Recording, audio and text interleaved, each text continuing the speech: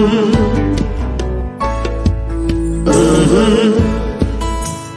the game gets rough and this life just seems so tough, make we talk, my people, make we talk. When this town becomes an ugly place, don't let it erase the smile from your face. Make we talk, people, make we talk. Conversation is the key, a guiding light for you and me. Spark a talk and you will see. Conflict solver A to Z. World leaders master the art of self-defense just by talk.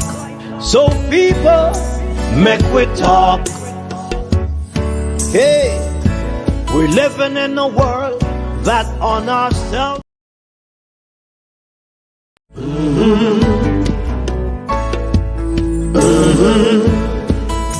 When the game gets rough and this life just seems so tough, make we talk, my people, make we talk.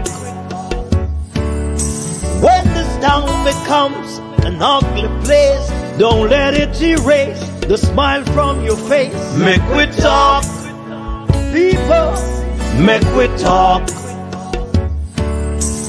Conversation is the key, a guiding light for you and me.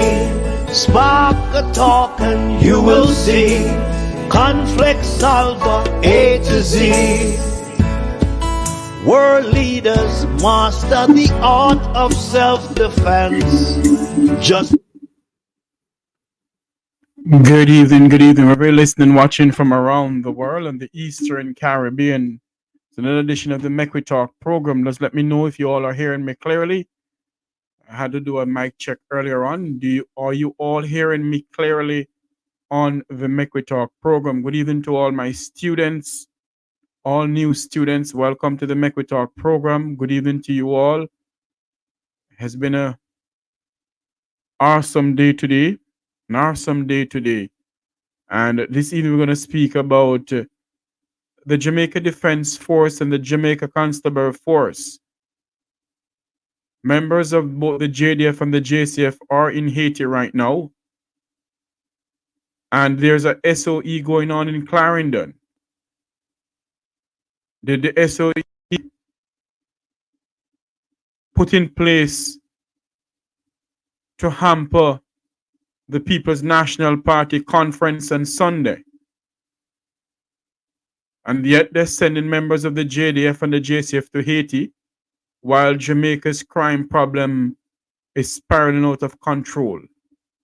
Thank you, Beckford. Miss Beckford, thank you so much for saying, please like up the share. Please like up the live feed. Please like up the live feed as you come on in. Like the live feed, like, share, and subscribe as you come on in. I know you may see the computer freezing up. I don't know what's going on with this computer. I used my my wife's computer yesterday and it was good, but you know, she have to use her computer, so I can't get to use this evening. So anyway, I'm gonna get a computer soon. I'm working on it to try and get a computer soon. Some of you had sent some donation for the computer. I still have that donation. Want to see if I can get some more money out of my own pocket. Hopefully I can, and get myself a nice laptop that really, you know, can do the streaming and so forth without any freezing up. But welcome to the program, everyone. Welcome to the program. It has been an awesome day today. When we sit down and we listen to what is going on around the world, we have to give God thanks and praise that we are still alive and that we are well. This evening, as I said before, we're going to speak about what is going on in Jamaica with members of the JDF, members of the JCF, 24 or 28 members of our security forces is in arms way in Haiti to try and stem Haiti's gang problem, while Jamaica has a gang problem too. And I find it very, I wouldn't say funny, The words I'm looking for, I may can't say it in here. For us to be sending our sons and daughters in harm's way while gunmen is creating havoc in our country. But the Minister of Defense, who is also the Prime Minister of Jamaica, or the Prime Minister of Jamaica, who is also the Minister of Defense, have seen it fit to send Jamaican sons and daughters in harm's way. And he believes that by doing that, we'll be looking good on an international scene. But Mr. Prime Minister, when you do that, sir, the question we're going to ask you this afternoon, what happened to Jamaica?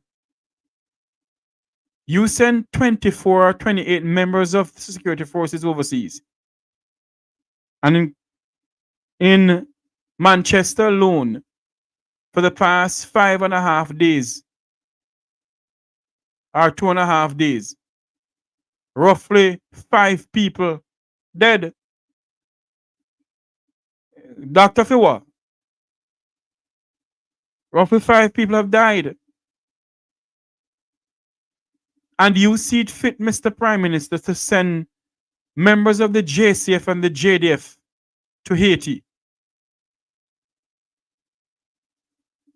While our country is in a crisis when it comes on to gang violence and a lot of scamming and all sort of chopping. But you see it fit, Prime Minister Holness. It's 24. Thank you very much, Lady Jackson. 24 of our sons and daughters in harm's way into Haiti. We do not know if any member of the JDF or any member of the JCF can speak Creole or French. So the Haiti language, so they call it. Huh? We don't know. But you see it fit, Prime Minister Holness, to send them in harm's way into Haiti. You see it fit to do so. While the country is going down a hill of no return. And if we should know the true numbers of Jamaicans that have been murdered in this country, then, my friends,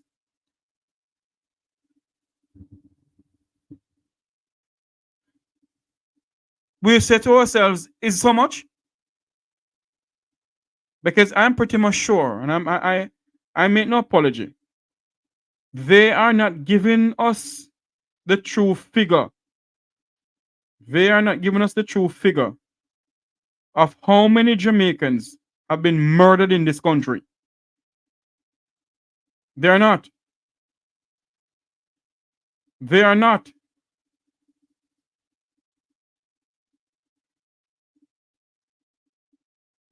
They are not.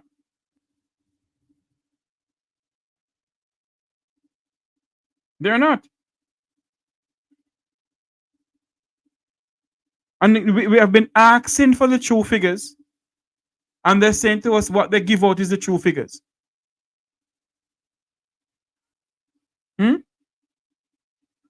Now there's a video circulating with a United States Navy plane. I don't know if the plane had landed up by Upper Camp or it landed at the Norman Mann International Airport or the Donald Shanks International Airport. I don't know where it landed, but it landed somewhere here in Jamaica. Is it? And you see 24 of our sons and daughters heading on that plane, going straight into Haiti.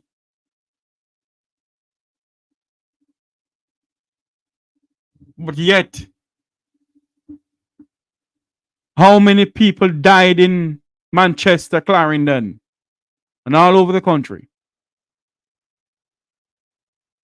I think what we should have done, is an old Jamaican saying, Sweet what? Dance at home before you go abroad, go dance, something like that. In other words, we should try and stem our problem here in this country before we see it fit to send our sons and daughters in harm's way. And I am not trying to I'm not trying to let politics get involved in what I'm going to say. But begs to ask the question. The People's National Party conference is on Sunday coming. And the Prime Minister and the Minister of National Insecurity have seen it fit to put a state of public emergency in Clarendon. An SOE for Clarendon. Huh? He sees fit to do that. I get to understand that the bulk of the conference, in a sense, will come from Central Clarendon. Now, if it was the PNP in power that did this, I would talk about it same way. The Prime Minister don't see that this SOE not solving the crime problem in this country.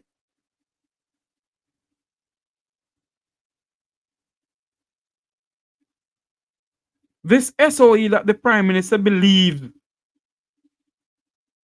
is working, it's not working. I believe that they do all of this SOE for some people to stifle off some money somewhere. Because whosoever is feeding members of the security forces with breakfast, lunch, and dinner and supper, or late night snack, is making a pile of money, according to a good friend of mine. A pile of money.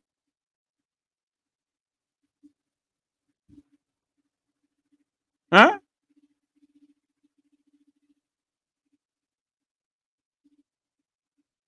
And for him at this moment to declare a state of public emergency, this man is using this SOE and the Jamaican people for far too long, and we sit down and accept it. Those things should be used for natural disaster or any other disaster in the country. This what is going on in Jamaica is lack of proper management, lack of proper governing. Lack of proper governing. But you, Prime Minister Holness, can see it fit to send all our sons and daughters overseas.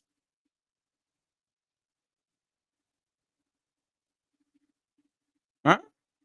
You see it fit to send them overseas because you want to look good on the international scene while the country, our people are being gunned down like blackbird in this country.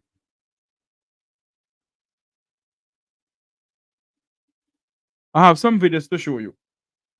But let us listen to what CVM News is saying pertaining to the Prime Minister giving the go-ahead for members of the JDF and the JCF to go into arm's way. And I keep on asking the question from the beginning of when I heard about this. What is put in place for the members of the JDF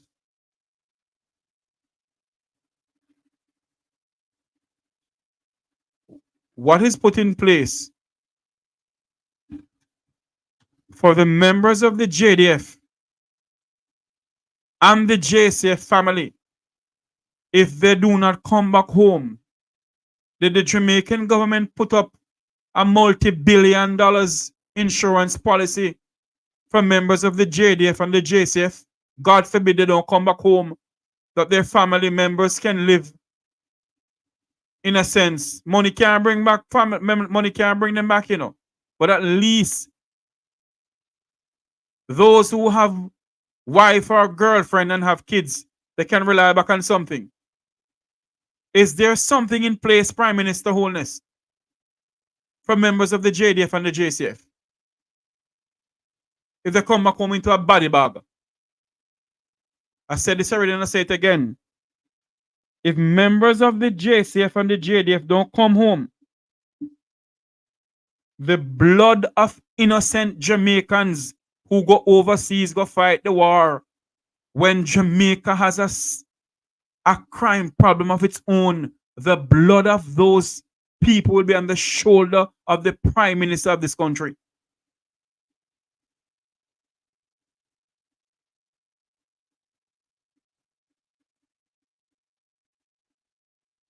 I know a lot of people don't like to hear when I talk, I said, come over here. But when I want to hear about gossiping about people's personal life, I come over here. We need to ask questions. Before I play any of this video,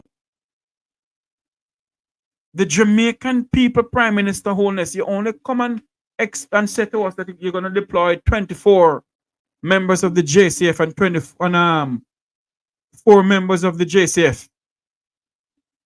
That's a combine of 24 people. Yes, 4 of the JCF and others of the JDF.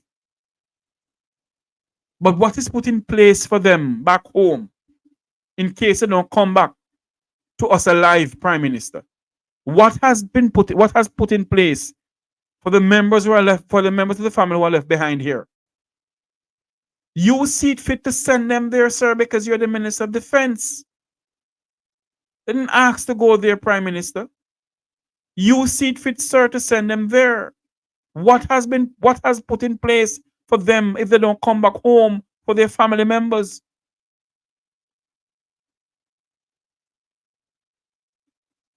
Huh? You have a problem in our country, Prime Minister, where gangs and gunmen is creating mayhem in this country. And you still see it fit, Prime Minister Holness, to send members of the JCF and the JDF to Haiti? Listen to this news here. It is done by CVM News. Listen to this. The Holness administration is honoring its commitment to global peacekeeping with a new deployment of security forces scheduled to depart for Haiti this week. Now, Ramon Gordon brings you the latest on how Jamaica is joining a multinational task force to combat gang violence and support the restoration of peace in the troubled nation. The Jamaican government is making good on its commitment to help restore peace in gang-run Haiti. Pursuant to a prior commitment by the Holness administration in August last year, the island security forces are readying to send 24 of its own to join the multinational task force led by Kenya. Today we announce that Jamaica will begin its participation in the multinational security support mission with the deployment of 24 personnel to Haiti to provide command, planning, and logistics support. The deployment is comprised of 20 JDF personnel and 4 JCF personnel. The security forces continue in a state of readiness to support further deployment towards our overall commitment as the mission in Haiti is scaled up. In January last year, the government indicated its willingness to participate in the mission to help restore peace and install a new Haitian government. The Jamaican government was the first to commit troops, emphasizing that any mission must have the support of the Haitian people and be backed by adequate resources. Last February, following a CARICOM visit to Haiti, Jamaica, with Canada's support, agreed to host and train members of the Haitian National Police Force. Jamaica also has a national security interest.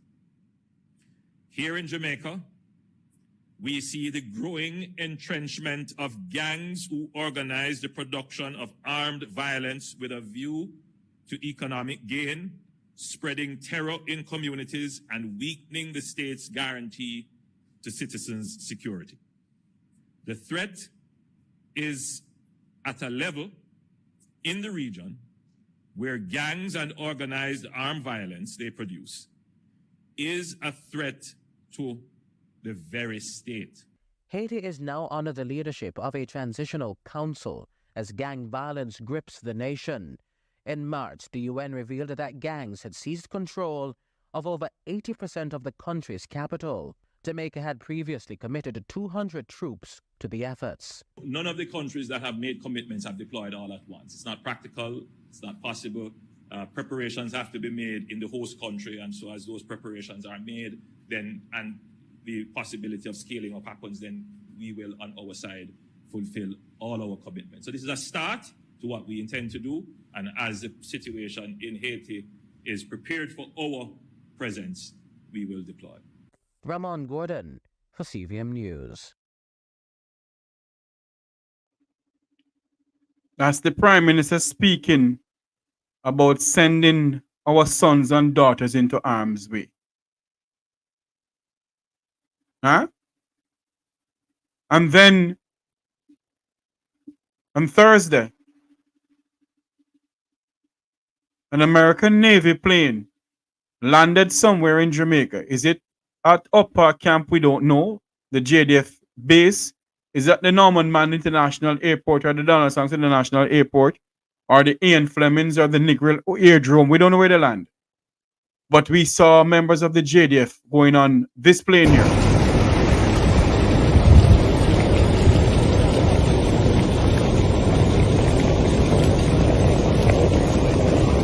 Sons and daughters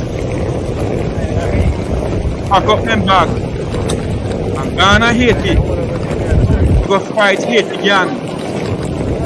And Jamaica's gang need to be fought in this country. Let them pick up themselves. Directed by the Prime Minister of Jamaica, who is the Minister of Defense, to go to Haiti.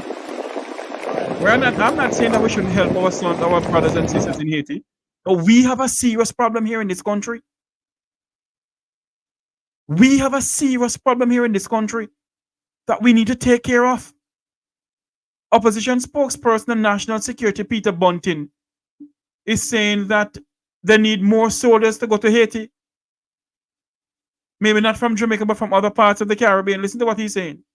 The initiative has to be on a much, much larger scale to really have any chance of success in Haiti. When we look at previous interventions in Haiti, it involved tens of thousands of peacekeepers, and sending in now less than 1,000, I don't think is going to make any significant difference. On the margins, they might be able to secure the airport and the port, but in terms of bringing back some public order, even to the capital and the other main towns and villages, is going to be inadequate. When I was minister, I remember meeting with my counterpart, my Haitian counterpart, and he told me that some Jamaican gangs had literally taken over an island off the coast of Haiti. I think it was, from recollection, it was Ilavash. And the interchange and the exchange and the cooperation between Jamaican and Haitian criminals in terms of smuggling guns and drugs back and forth, either in transit through Haiti, through the Bahamas, ultimately up to Florida, and in the reverse, was very significant. So it is, in a way, in our enlightened self-interest to help bring some order to the situation in Haiti. I agree with opposition spokesperson on national security on one point, that we need to bring an end to the gang violence in Haiti because it's spilled over here in Jamaica. But opposition spokesperson on national security, sir, what you should have said, sir, is that Jamaica has a serious problem here, and you know that, sir, that we should do something about our problem here in this country before we think about sending 24 of our sons and daughters into harm's way. And for an opposition spokesperson on national security, you said also, sir, that that is not enough. We should send 100 of our sons and daughters into harm's way when this country is in a fundamental crisis of when it comes on to security, sir. I think there's something wrong with all of us in this country. We don't ask any questions, we just decide to just send them out. And Minister Bunting, opposition spokesperson, national security, Mr. Bunting, you should ask the Prime Minister, sir, is there anything put in place for the 24 Jamaican citizens who swear, yes, they swear to defend and protect the Constitution of Jamaica, not the Constitution of the People's Republic of Haiti? Then when we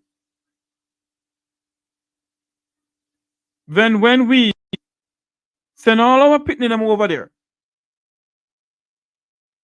and anything should happen to them, what is gonna be the answer from the government of Jamaica and the opposition?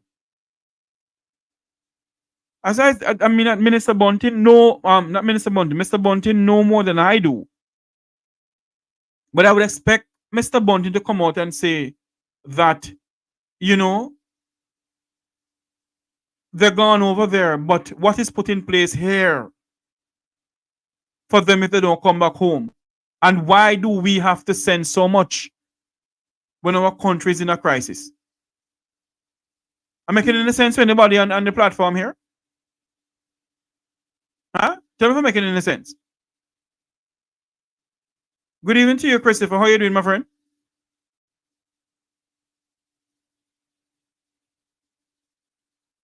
How on earth can we be sending people to go and fight gangs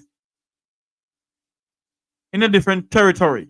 Yes, I agree that our Haitian brothers and sisters need help. I agree.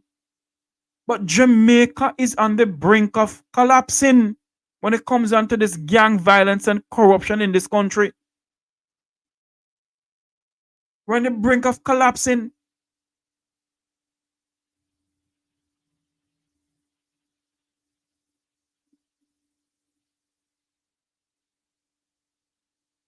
Huh? You're so correct.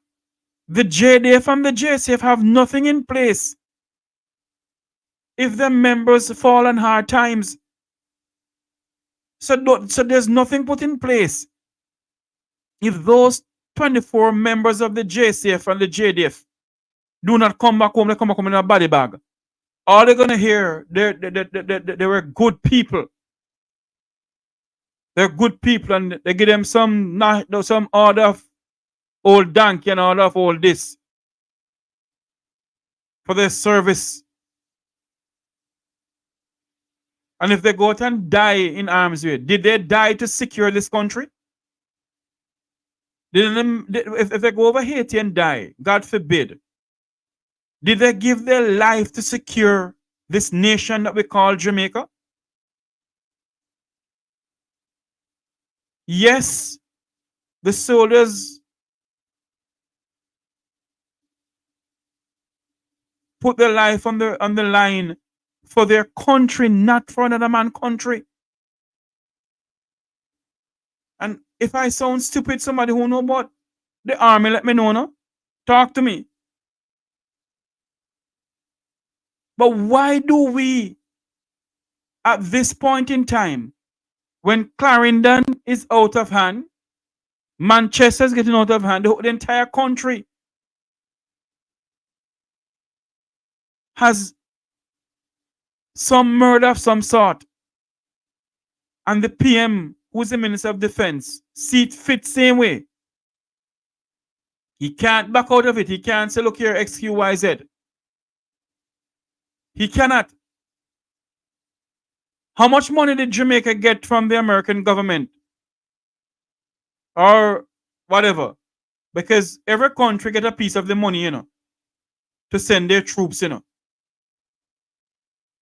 But is when they get the money, is that money given to the members of the JDF family or the JCF family who's left back home here in Jamaica?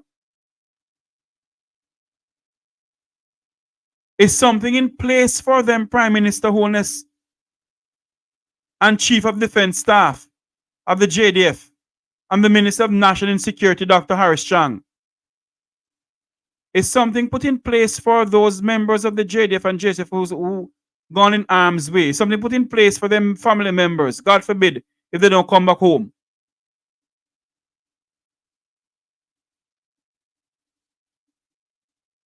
What is put in place for them?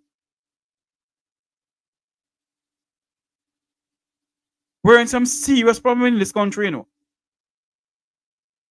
When you look on this video here, let me show it again. This one here.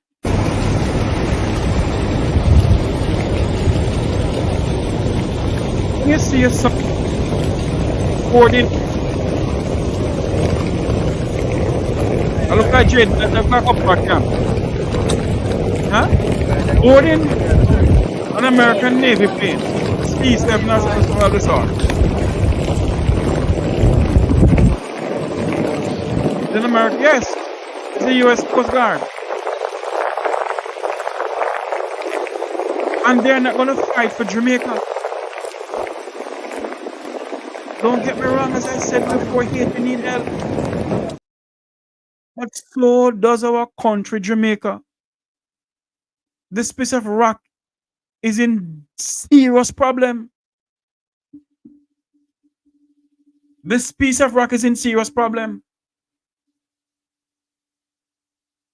And the Prime Minister decided to put a state of public emergency in Clarendon. How many hours of curfew in Clarendon? Let me see. I think the curfew go all the way back until Monday morning, I think. So if you go all the way back until Monday morning, that means that the people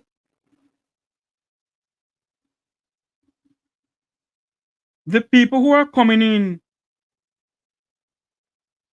from Clarendon for the People's National Party conference may not even, they may can't come in. Why every time, and you know, I'm not being political here, you know, and please don't think that Jeffrey is being political, because I'm not. But every time the People's National Party having something, the PM see it fit to put a state of public emergency somewhere. So people are asking the question, is he doing this deliberately? He knows that there's a conference going on. He's aware of the conference. Let us see if the conference is going to put in place same way when the Labour Party have their conference in November. If you don't see any state of public emergency put on in November, that means in Clarendon, that means that the PM is doing this because of whatever with the People's National Party.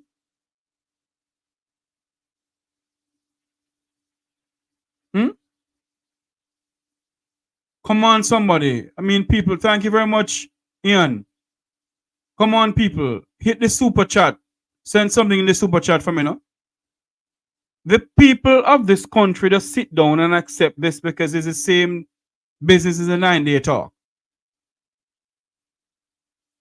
9-day talk.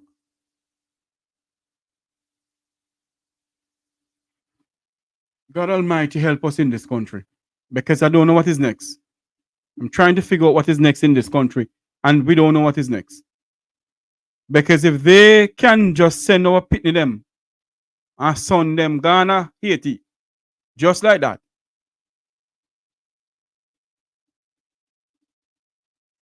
Just like that. No question asked. You know, go on. If the gang over there kill you, so be it. You know, come back and bury you. That's the only thing I can say. If the gang over there kill you, so be it. You come back home and bury all of you.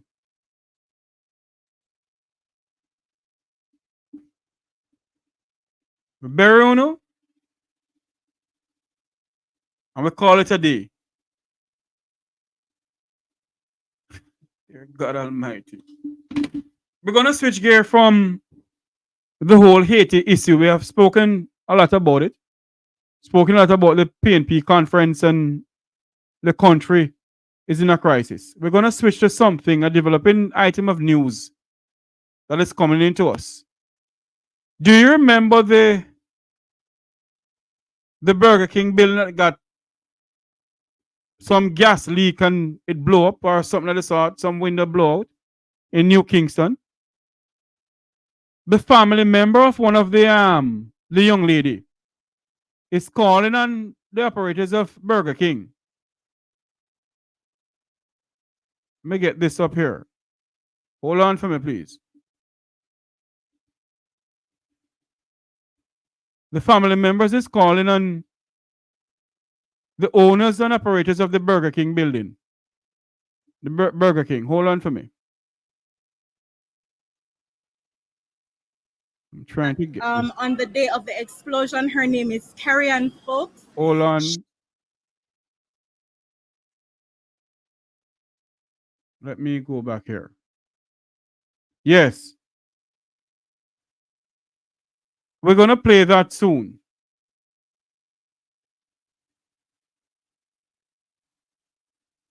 We're going to play that. But let us do this here. Apparently, the family members of Carrion is calling on the owners of Burger King to assist her in her medical bills because apparently she got some life-threatening injuries that need help from overseas. Listen to what the mother is saying, the person is saying right here in this video. I'm going to show you the next video. Listen to this video here first. I'm not going to sit down and allow my family to die because of any policy or any insurance or any kind of requirements that are needed. We said we need urgent assistance. Everything else can be sorted out later. Life first. Best care first. She's not responsible. Best care first. And best care means the best facility. Best care means specialized services which is not available in Jamaica. And I am not going to sit down and let her die. So I need the money transferred now, and I don't need to argue or prove that she needs it. We should have been on that plane from yesterday, and we are still waiting.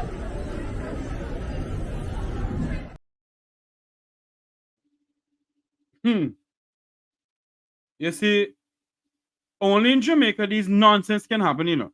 Let me find out something. Hold on there for me.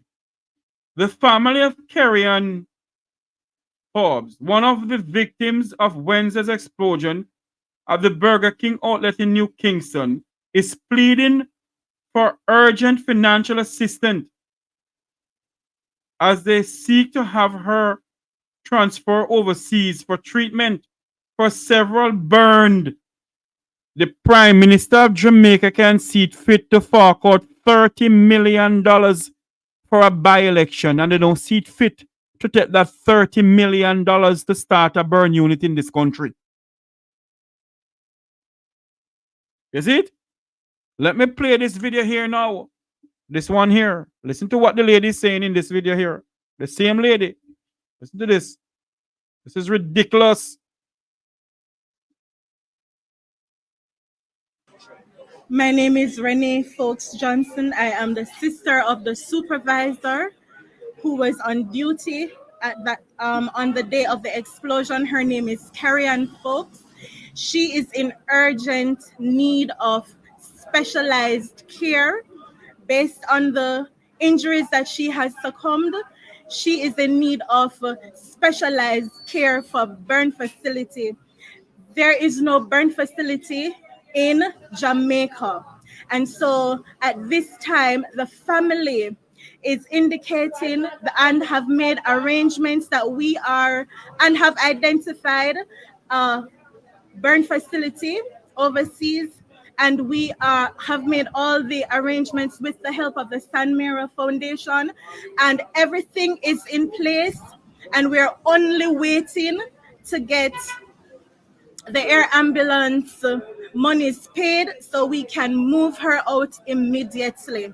I implore the assistance of the Jamaican public, members of the diaspora, and anyone hearing this plea this afternoon to assist us in moving forward. We do not have the luxury of time to go through insurance policies, to go through and to prove that she is in need of care. Everyone was aware of the explosion, and that speaks for itself. And now is the time to get her the assistance that she needs. The family will not accept suboptimal arrangements. We will not accept anything less than the best. Burger King has assured us that they will provide best care. The family have identified a facility that we find acceptable. And all we need at this time is the air ambulance fees to be paid immediately so that she can be transported tonight to start getting the specialized care that she needs. We thank the KPH for all that they have been doing so far, but we thank the San Marino Foundation for the pillar of strength and the expertise and just the support that they have offered us. We thank the family and friends, but right now we need urgently to get her into that hospital before any of the family can sleep or be assured that she will recover in the best case scenario with optimal results. At this time, my name is Renee Folks Johnson. I am the sister of the supervisor who was on duty on the day of the explosion. Her name is Carrie-Ann Folks. She is in urgent need of specialized care based on the injuries that she has succumbed. She is in need of specialized care for burn facility. There is no burn facility in Jamaica. And so at this time, the family is indicating and have made arrangements that we are and have identified a burn facility overseas, and we have made all the arrangements with the help of the San Marino Foundation, and everything is in place, and we're only waiting to get the air ambulance monies paid so we can move her out immediately. I implore the assistance of the Jamaican public, members of the diaspora, and anyone hearing this plea this afternoon to assist us in moving forward. We do not have the luxury of time to go through insurance policies, to go through and to prove that she is in need of care. Everyone was aware of the explosion, and that speaks for itself. And now is the time to get her the assistance that she needs. The family will not accept suboptimal arrangements. We will not accept anything less than the best. Burger King has assured us that they will provide best care. The family have identified a facility that we find acceptable.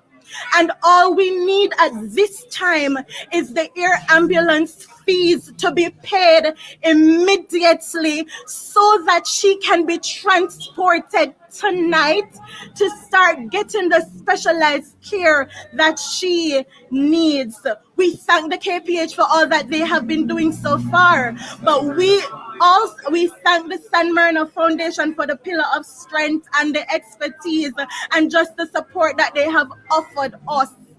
We thank the family and friends, but right now we need urgently to get her into that hospital before any of the family can sleep or be assured that she will recover in the best case scenario with optimal results. At this time, We, the family, have indicated to Burger King what we find as an acceptable option for care.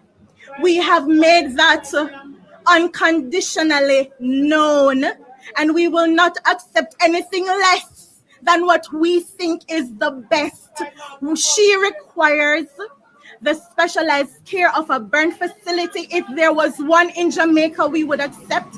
But from all the research I have done, there is none. And so we will not accept any suboptimal arrangement. We want her to be seen by a no, I am not.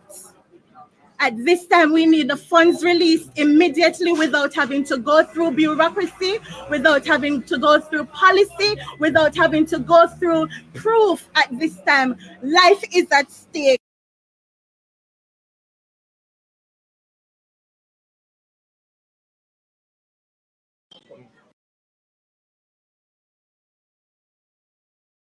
Anyone can tell me who own Burger King? I have an idea, but I don't want to call no name. Anybody can tell me who own Burger King Jamaica?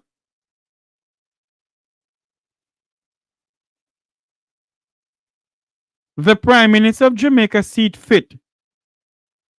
I want to know, under this Prime Minister's watch and other Prime Minister's watch, how many Jamaicans has been burned in this country? Whether by house burned down, car met in an accident and catch a fire? How many Jamaicans has had injury when it come on to burn? And nothing has been done to figure out a way to build a burn unit in this country. Hello? Hello? You want to go on air? You want to go on air?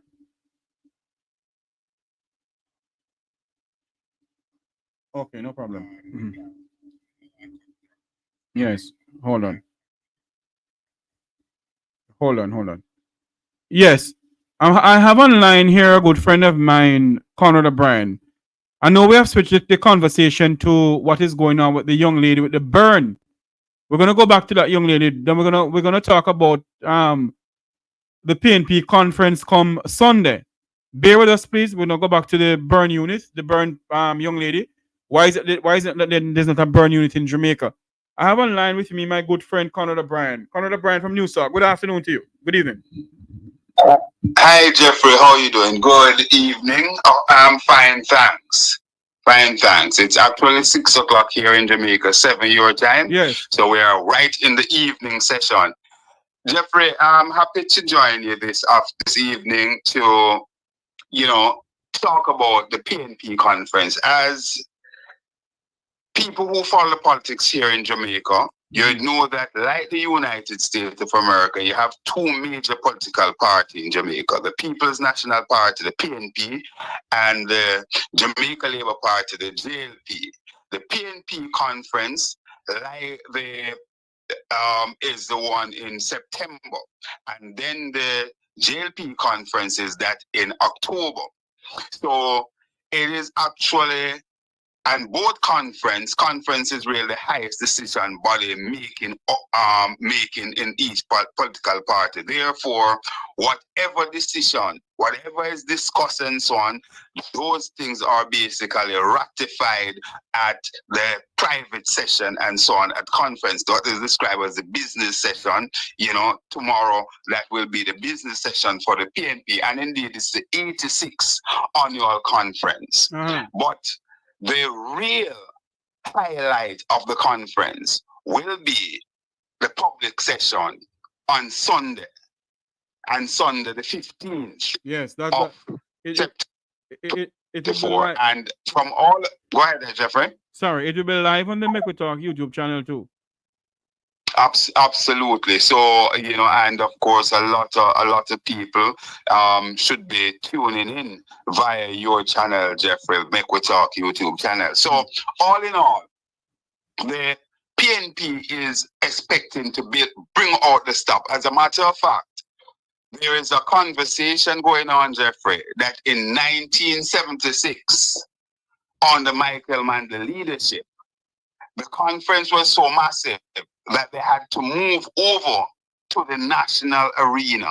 And indeed, The that national kind stadium. of talk to the national stadium. Sorry, thanks for the correction. To the national stadium. And indeed, that is the similar conversation that I'm hearing from a number of people anticipating that Mark Jefferson Golden, the man Marky G, will be bringing down the house, and the PNP could yet to see its most massive conference, and they're hazarding a guess that it could be this coming Sunday, the 15th. So all in all, it seems as if they're all system goes, so irrespective of conversations that are happening, talking about the state of emergency that was called today in Clarendon, some people are saying that these are some of the machinations that are taking place by the Prime Minister and the government to really kind of nullify the crowd going out for the PNP conference. I have no evidence, I have no proof to that or anything. I'm just saying that as someone who is a newsmaker, somebody who is a part of the media, those are the information that's coming to me. And indeed, as I said before, I have no way of ratifying or verifying because the Prime Minister is at liberty to call a state of emergency. However, people will discuss, and people are discussing, and people are questioning the timing of the state of emergency, Jeffrey. I want to ask you two questions before you go, Conrad O'Brien. One of them is Jamaicans going into Haiti. And the next one is the young lady who got burned at the Burger King building, at Burger King outlet in New Kingston. First, what is your take on Jamaican sons and daughters? Before you go, Jeffrey, just allow me 2 minutes just to wrap on the conference. Go ahead. So what happened now, Jeffrey? This conference, it will be the final conference before the general election. So one can understand the anticipation of this conference. It is a conference that it is expected that we will see where Mark Golden put some meat on the bone in terms of laying out its policy position. I'm anticipating that we'll hear a lot about the access to beach access for all Jamaicans, and not just a little access to beach here and there, but for Jamaicans to have access to every inch of our beach. I'm anticipating hearing things like land reform. How are we going to put more of our people and land? I'm anticipating some discussion as it relates to housing. How do we house our people? I'm anticipating the opposition leader to flesh out the program that he has for children from 0 to age 12. All in all, it's expected to be a humbling. And likewise, Jeffrey, in October, the final conference before the general election for the JLP will be on show. And no doubt, I am sure that they will have similar thoughts in their head to have a massive conference, Jeffrey. So all in all, tomorrow, the road of Jamaica should be decorated with going from Negril to Moran, from Moran Point, people coming from the east, and from Negril, people coming in from the west, Jeffrey. Let me answer this question, Conrad O'Brien. Mm-hmm. I wonder if they're gonna have a state of public emergency come October. Well, only the Prime Minister will be able to answer that question. That's above my pay grade, Jeffrey. Let us switch to the whole scenario of Jamaicans, our sons and daughters, going into arms way into Haiti. 24 Jamaicans have gone into Haiti. An American Coast Guard plane came and picked them up, and they've landed in Haiti. Do you, with so much crime and violence going on in Jamaica, from Negril Point to Moran Point, do you think it's the best time now for us to send our sons and daughters into arms way? Well, Jeffrey, I call it as I see it, and I say this to you, that it's a moment in time our brothers and sisters in Haiti are in dire strait, and they need all the help that they can get from the rest of CARICOM. I would not have too much problem in some of our military personnel going into Haiti to assist in whatever capacity they can. And let's face it, this is a part of what you sign up for when you join the military, that you will be thrust in an arm's way, So I am not prepared to be too critical of our brothers and sisters in the military going off to Haiti. We know that they are going into danger. We know what is happening in Haiti. And I'm also understanding what you're saying, Jeffrey, with us seeing, the flare up of violence and crime, the state of emergency just announced in Clarendon. We're seeing what is taking place in the usually quiet parish of Manchester, small towns like Christiana, all over the place, Craighead, all those places are being inundated with murder and shooting. So I can understand your concern, Jeffrey. I believe that they should have never sent our sons and daughters as yet, because we need to stem our crime problem here in this country. Anyway, beyond that, that is why, Jeffrey, we are on a program like this and so on, because we have difference of opinion, not so from time to time, and of course, you think that they should not go at this time. I posited a view that understanding the situation, and I fully understand where you are. I fully understand where you are. Mm-hmm. Let us switch gear now to this young lady who obviously she has gotten burned from an explosion that happened at Burger King outlet in New Kingston. Her sister and the family is appealing for help for someone to pay the air ambulance. She's appealing to Burger King to do it. Don't you think that the Prime Minister of this country, before he takes $30 million of taxpayers' money, he could do some research to find out, is it feasible for us to have a burn unit in this country? I totally agree with you there, Jeffrey. But let me just go to the first part of the question you posed, and the situation that now faces us. Burger King is a corporate company, a company that makes billions of dollars. As a matter of fact, Jeffrey, it is almost embarrassing the kind of trust that people as it relates to farm in Jamaica, Burger King, and so on. I'm not going to give too much of them any promotion on your program, Jeffrey. If they want, they must pay for it. True. But certainly, fast food in Jamaica is really at its zenith at this. And I believe without any fear at all of successful contradiction, Burger King should fork out whatever it takes immediately, and ship this young lady off to wherever she can access the care, and they should pay for the health care without any reservation. They should, as it relates to the Prime Minister and the government of Jamaica, Jeffrey. For too long now, we are seeing where a lot of our people are being burnt. One will remember the young children, her brother and her, I think she survived from Westmoreland and so on. And we saw what happened. And it's about time we get out of that mold, Jeffrey, and we establish a proper burnt unit here in Jamaica. And I must agree with you. That,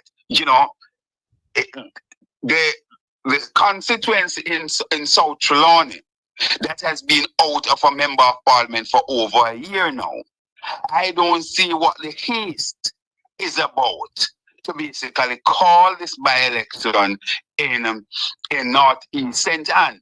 And as you're correctly saying, spending over $30 million at this time. And if we're to go by what we're hearing, maybe there will be more to spend, because there could be more by-election on the horizon in terms of central government. I also want to make a distinction here, Jeffrey. This is Conrad O'Brien, the fireman, the host of Straight Up. I speak clearly and I speak straight. I have no agenda. I have no agenda. My agenda is to speak the truth, and my constituency is the people of Jamaica. Yes, sir.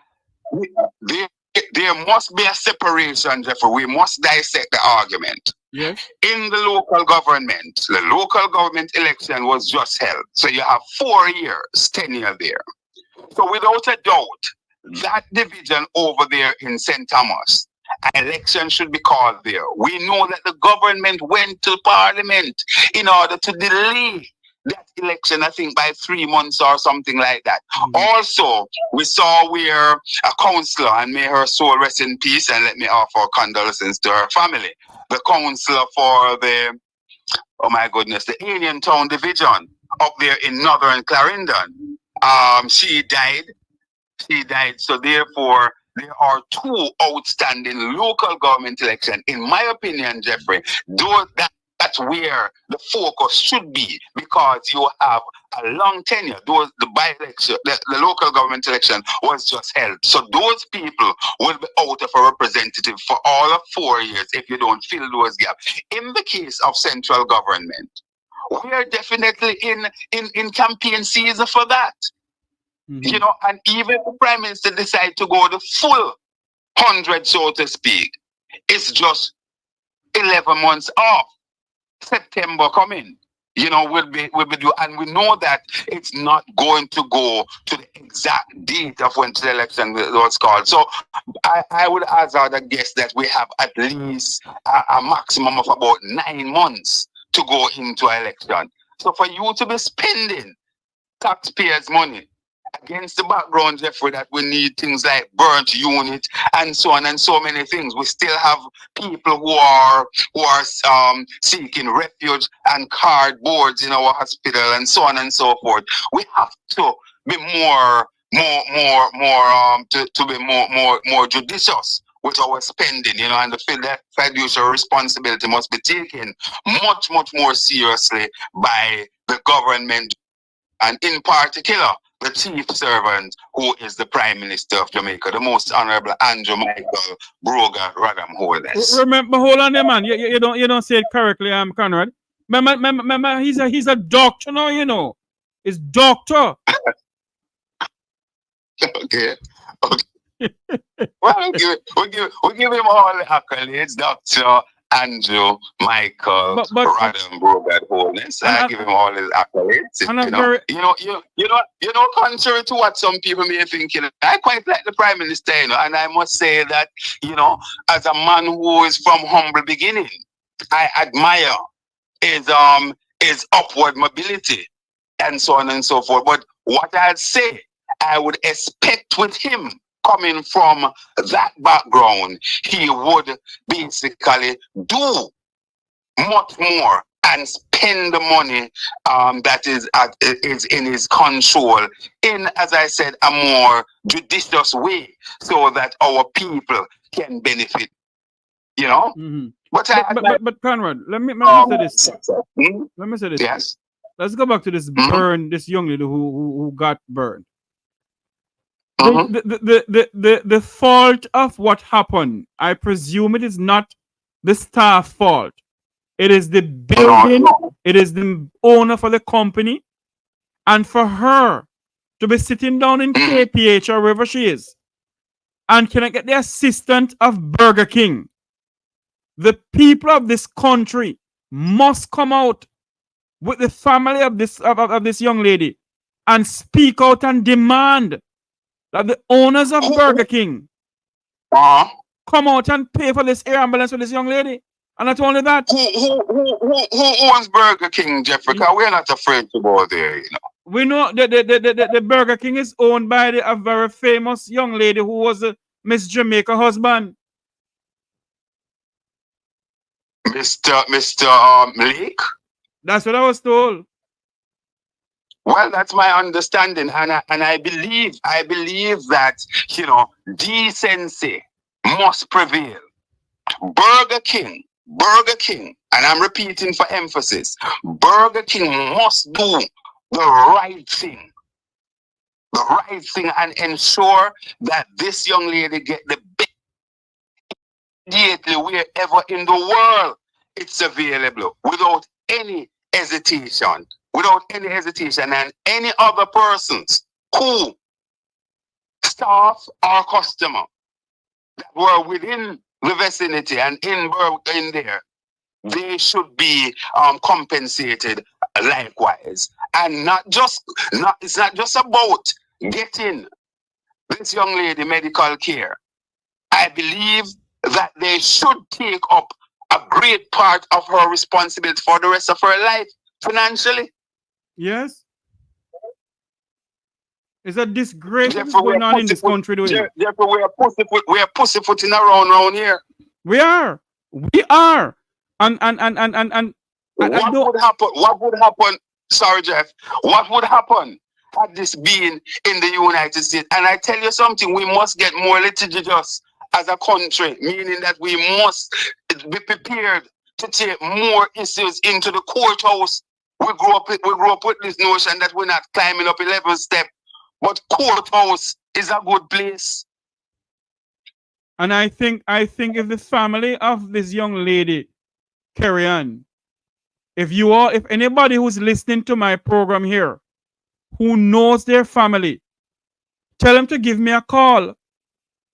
Tell them to give me a call. Announce your number, Jeffrey. Announce your number. My number is 954-529-8030. It's also a WhatsApp number. Let me put it up on the thing here. My number, tell a member of the family to give me a call, because this can't continue like this in this country. This is my number. Go ahead, Conrad. Absolutely, Jeffrey. Yes, Jeffrey, we need some champion, and I am trying to do my little part. But we need some people here in Jamaica, Jeffrey, who are going to call a speed, to call it, and we must protection. We must be given protection. It can't be because you're speaking the truth. You're looking at something objectively. You're going to be tagged with a label of being PNP or JLP. We have to get out of that mode. It's about Jamaica. We talk about Jamaica being the place to live, work, raise families, and do business, and indeed to retire. Imagine that one tweet with a 2030 vision. Just this week here, I think it was Monday, we heard officially, we all knew, because I mention it every day, that this is just a pipe dream, because we were nowhere there. But officially, we get the information from the PIOJ, right? Mm-hmm. That's the Planning Institute of Jamaica, saying that the 2030 vision will not be met. We are far, far away off. Is no them seat? So I hold no brief, and I say this, Jeffrey. I will be going. I have been given my media accreditation to go to the PNP conference, and I will be going there to see what happened, and I will report exactly what I'm seeing on the ground. And hold on, Jeff, please, and let me just say this to you, that I am prepared to go to the Jamaica Labour Party conference if given such accreditation and report exactly what I see. As a matter of fact, maybe what I can do is call you, if I can get a hold of you during the conference of the PNP, for you to come live on our program here and speak to us. Well, I'll certainly be able to give you an update on spot, because I've been moving around doing a number of things, but I will definitely accommodate my friend Jeffrey. Yes. I'll accommodate you, however limited it is, but I will do my endeavor best. Conrad, we're speaking to Conrad O'Brien from New South 93 FM, the host of Straight Up, the man who don't mince word, who speaks truth to power. Conrad, when we sit down and we look into what is going on, and I came on air here to speak about the people going into Haiti and so forth. And then a friend of mine, very close friend of mine from Jamaica, called me and said to me, JT, is what's going on with that young lady at Burger King? So I said, no. And when she sent it to me, I said, no, man. I have to include this in my presentation this evening. And Very good, Jeffrey, and God bless you. For her family members to be pleading like this, it's not as if she got damaged outside of Burger King, you know. It was in the building of Burger King she got damaged. So the owners of Burger King is responsible for her. Absolutely. It's like you're walking with cap in hand. And certainly, I see Lisa Hanna as a very conscientious young woman. And I believe that, you know, she should step up to the plate. Step up to the plate. Step up to the plate and ensure that this young lady get the best care. I am absolutely sure that had been passing through the building and it happened to her, she would have been flown out of Jamaica. Immediately. Within minutes. Immediately. So what? Is this young lady a child of a lesson? It looks so because she come from... I guess not. It looks so because she come from below Crossroad. I'm appealing to any member of the young lady family, any person, any one of my students on the Make We Talk program here, who may know of the young lady who got injured, or any other person got injured in Burger King. You have her name there, Jeffrey. Name is always good to mention in this case. You have her name there? I just mentioned her name. I can't get the name now. The name is on another part of the thing here. But I have a stream here that I can't get. I figured out it will shut out the whole entire system. Anyway. Any member of the family, I think her name is Carrie something. I can't remember the last name. Any member yes, any person who knows her family, tell them to give me a call. Any other person who got injured with an explosion at Burger King. Come on. The person who owned Burger King must take it up. Certainly, Jeffrey, certainly, Burger King is no fly-by-night company, so I would expect them to have the requisite insurance in place to cover these things. Apparently, the family member, the sister of the young lady who got injured, based on her speech to the Jamaica Gleaner, she's saying that they can't wait on insurance to verify anything. What they should what they should do, what Burger King should do is just send the young lady on the ambulance and sort out insurance later. Absolutely. That's exactly what I expect. But I just mentioned because what I'm trying to say is that Burger King would not be out of pocket in the long run to deal with that. But what they should do is front the cost, because you're talking about burn. This is not something like you get a broken leg and thing like that, you know, and you put a couple thing here so until you get it pinned up properly, you know. This is burn. This is actually removing the skin or the flesh from your body. No.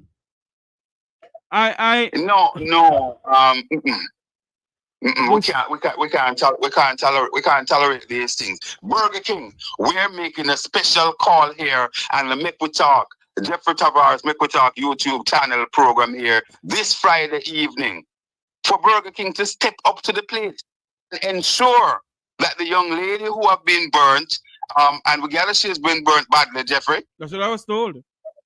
Right? Who have been burnt, to immediately get her the requisite treatment that she needs. She's there in Kingston, I gather, somewhere, laying in KPH, and they don't have the adequate, medical resources to deal with it. Conrad, don't you think it's a damn disgrace for this country celebrating 62 years of independence? And they can't do enough when it comes down to healthcare for the people of this country.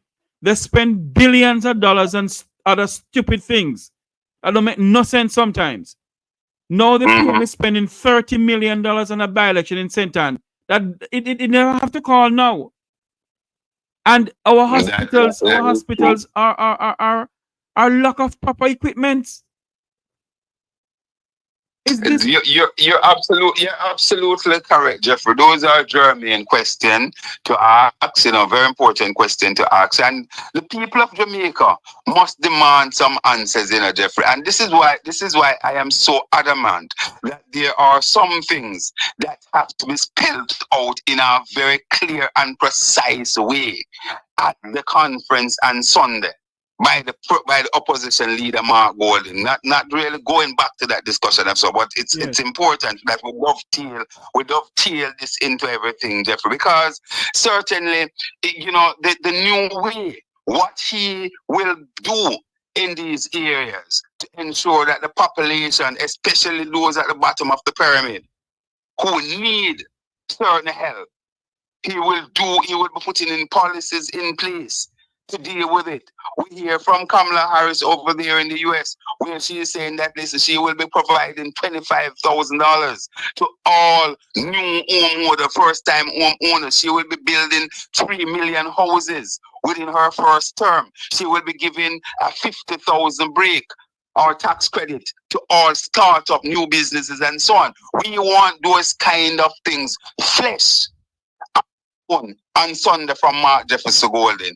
One of my pet peeves, Jeffrey, is that we supposed to have access to every inch of our beach. Not one little beach where you set up down there so and you say after the people them that wander around there. So every inch of our beach we are supposed to have access to. The people of Barbados have it. The people in the Turks and Caicos, and I could name how many countries right across the Caribbean. And not only we are not children of lesser God. And not only that, Colonel O'Brien. Yes, sir. The People's National Party must come together along with other well-thinking Jamaican and put a stop in to that 800 housing development that the Chinese are doing in St. Ann on a watershed property. Absolutely. That is something that we need to have a whole lot of discussion on, Jeffrey, because from all indication from the environmentalist and so on, it doesn't argue well for our country, Jeffrey. It could have a major implication for that area and Jamaica by extension. And the people of our country must demand from whether the PNP or the JLP, whoever get back in power, Jamaica need a burn unit. Absolutely, Jeffrey. You see, sometimes our people, we're our worst enemy. We're our worst enemy. It's like we suffer from a level of self-hate and we become so docile. We are not prepared to go there and to demand because we believe I vote PNP or I vote JLP and it's my government in power. To hell with that. If I vote tomorrow for the People's National Party and Mark Golden as Prime Minister and him keeping up foolishness, they will hear from me. I will be making noise. I will be asking the tough question just I'm asking after all this administration today. And just to make one other quick swing, Jeffrey. Yes. It's similarly to when I hear some black people, because I'm singling out black people in this particular scenario, because I must give kudos to the decent white American and Latinos and other people who decide, and the persons who were original Republican who decide that they are standing on the side of decency and will not vote for Donald Trump. When I say Donald Trump refer to black people in a particular way, the latest is that he come and spreading the biggest rumor that people of Asian descent, black people, obviously racist, right? And saying that they are eating the cats and the dogs and whatever and the pets. The city manager said absolutely nothing like that. There's no proof to it, and he doubled down. And you're telling me that black people would really want to go and stand up and vote for Donald Trump? It would be. It's an embarrassment. I bet you. The man has zero respect for anybody who don't look like him. I bet you say that some Jamaicans will be voting for him. But Conrad, let's go back home to Jamaica here. Well, I am deliberately referring to a number of them too, because I am sure that you are correct, Jeffrey. I've spoken to some of them and I'm appalled. This country of ours, Jamaica, election is due in 2025. And I keep on saying on my program here that issues must be the forefront of what the people of this country need. And the soul of Jamaica and the soul of Jamaica's democracy. You hear me? The soul of Jamaica's democracy is in the hands of the Jamaican people. Absolutely. And when I say that, I mean, I am going to tell you who to vote for and who not to vote for. But when the time comes, make sure you're on the voters list and go out and vote. The soul, exercise your franchise. The very fiber of the being of our country lies in your hands. Jamaicans from all walks of life. The soul of Jamaica's democracy lies in your hands.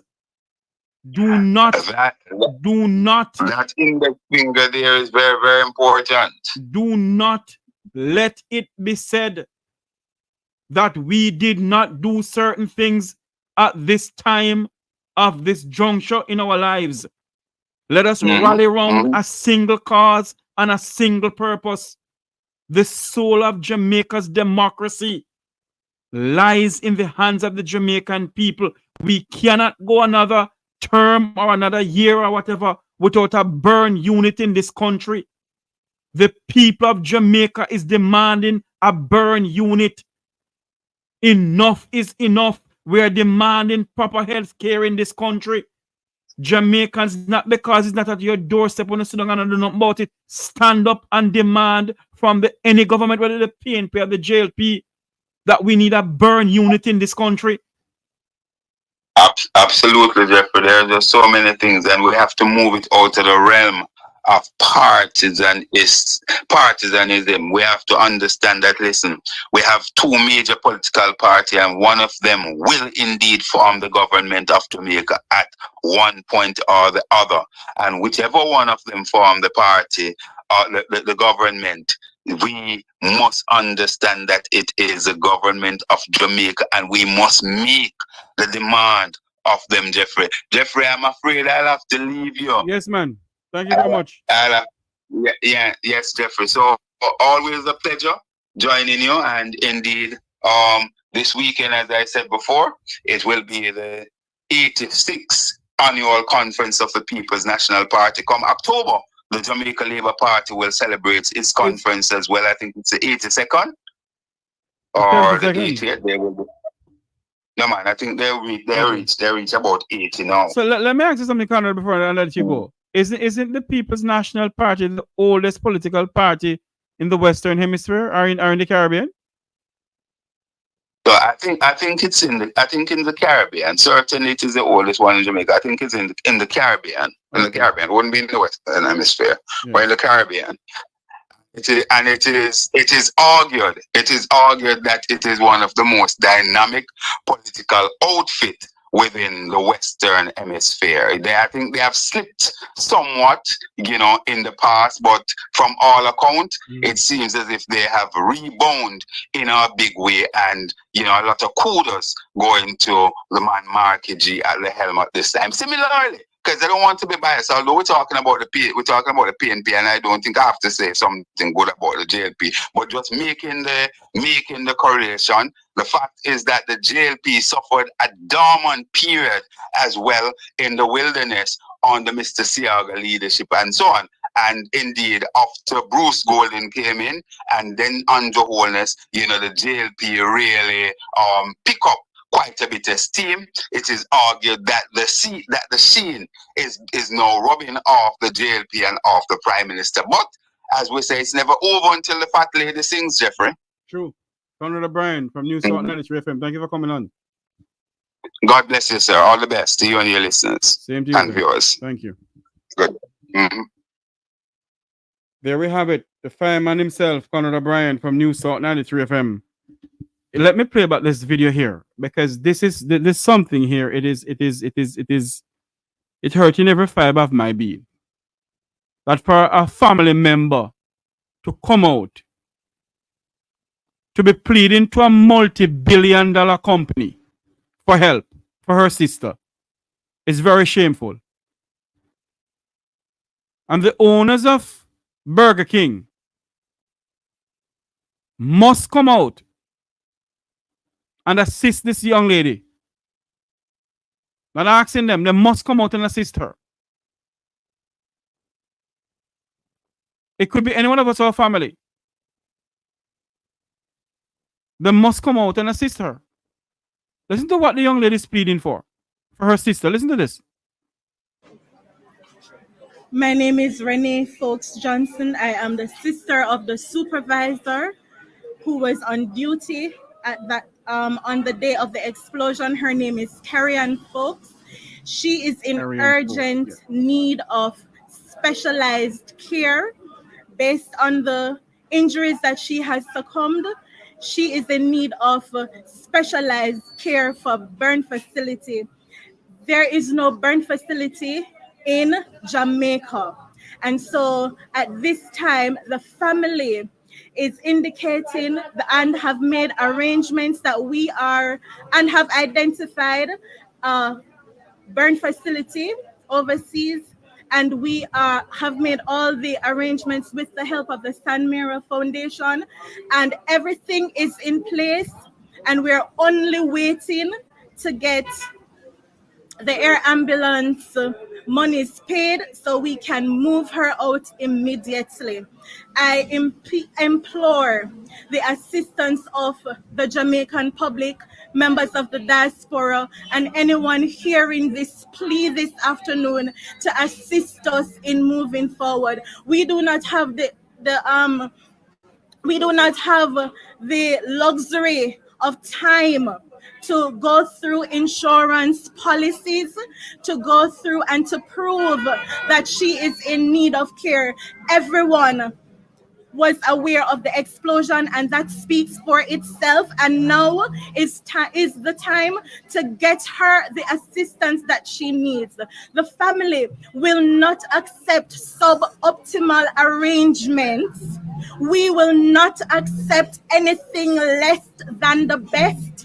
Burger King has assured us that they will provide best care. The family have identified a facility that we find acceptable, and all we need at this time is the air ambulance fees to be paid immediately so that she can be transported tonight to start getting the specialized care that she needs.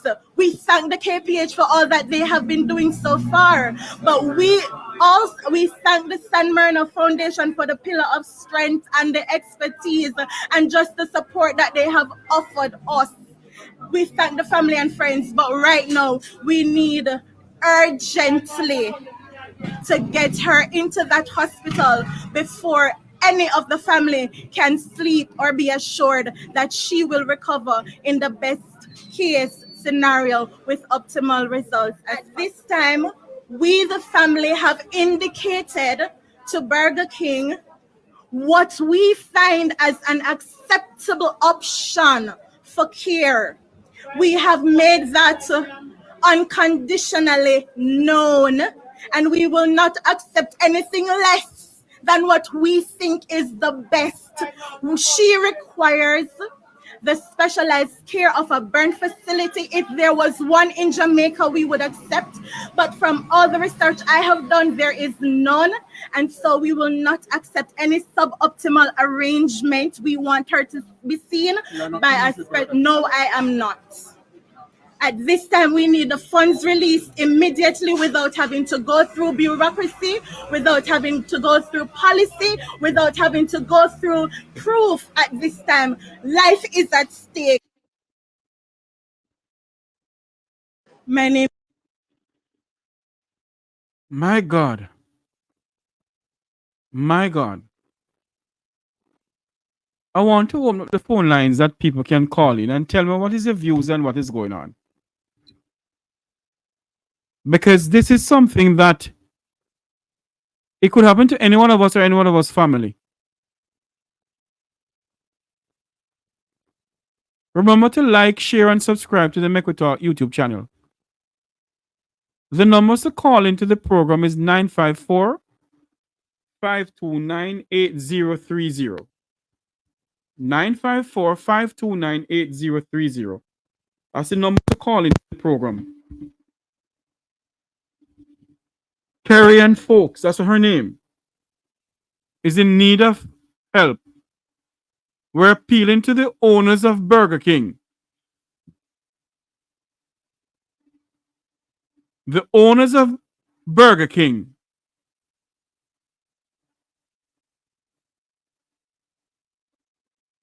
Well, we were told it's not a gas, based on what was said in the news, and I'm trying to find the news clip in here, that there was no gas leak. So I don't know what happened. But that's beyond the point. Burger King employ her. And Burger King must have a multi-millionaire insurance on them. And because, it is so, God bless it and get paid for. They look at $15,000 minimum wage.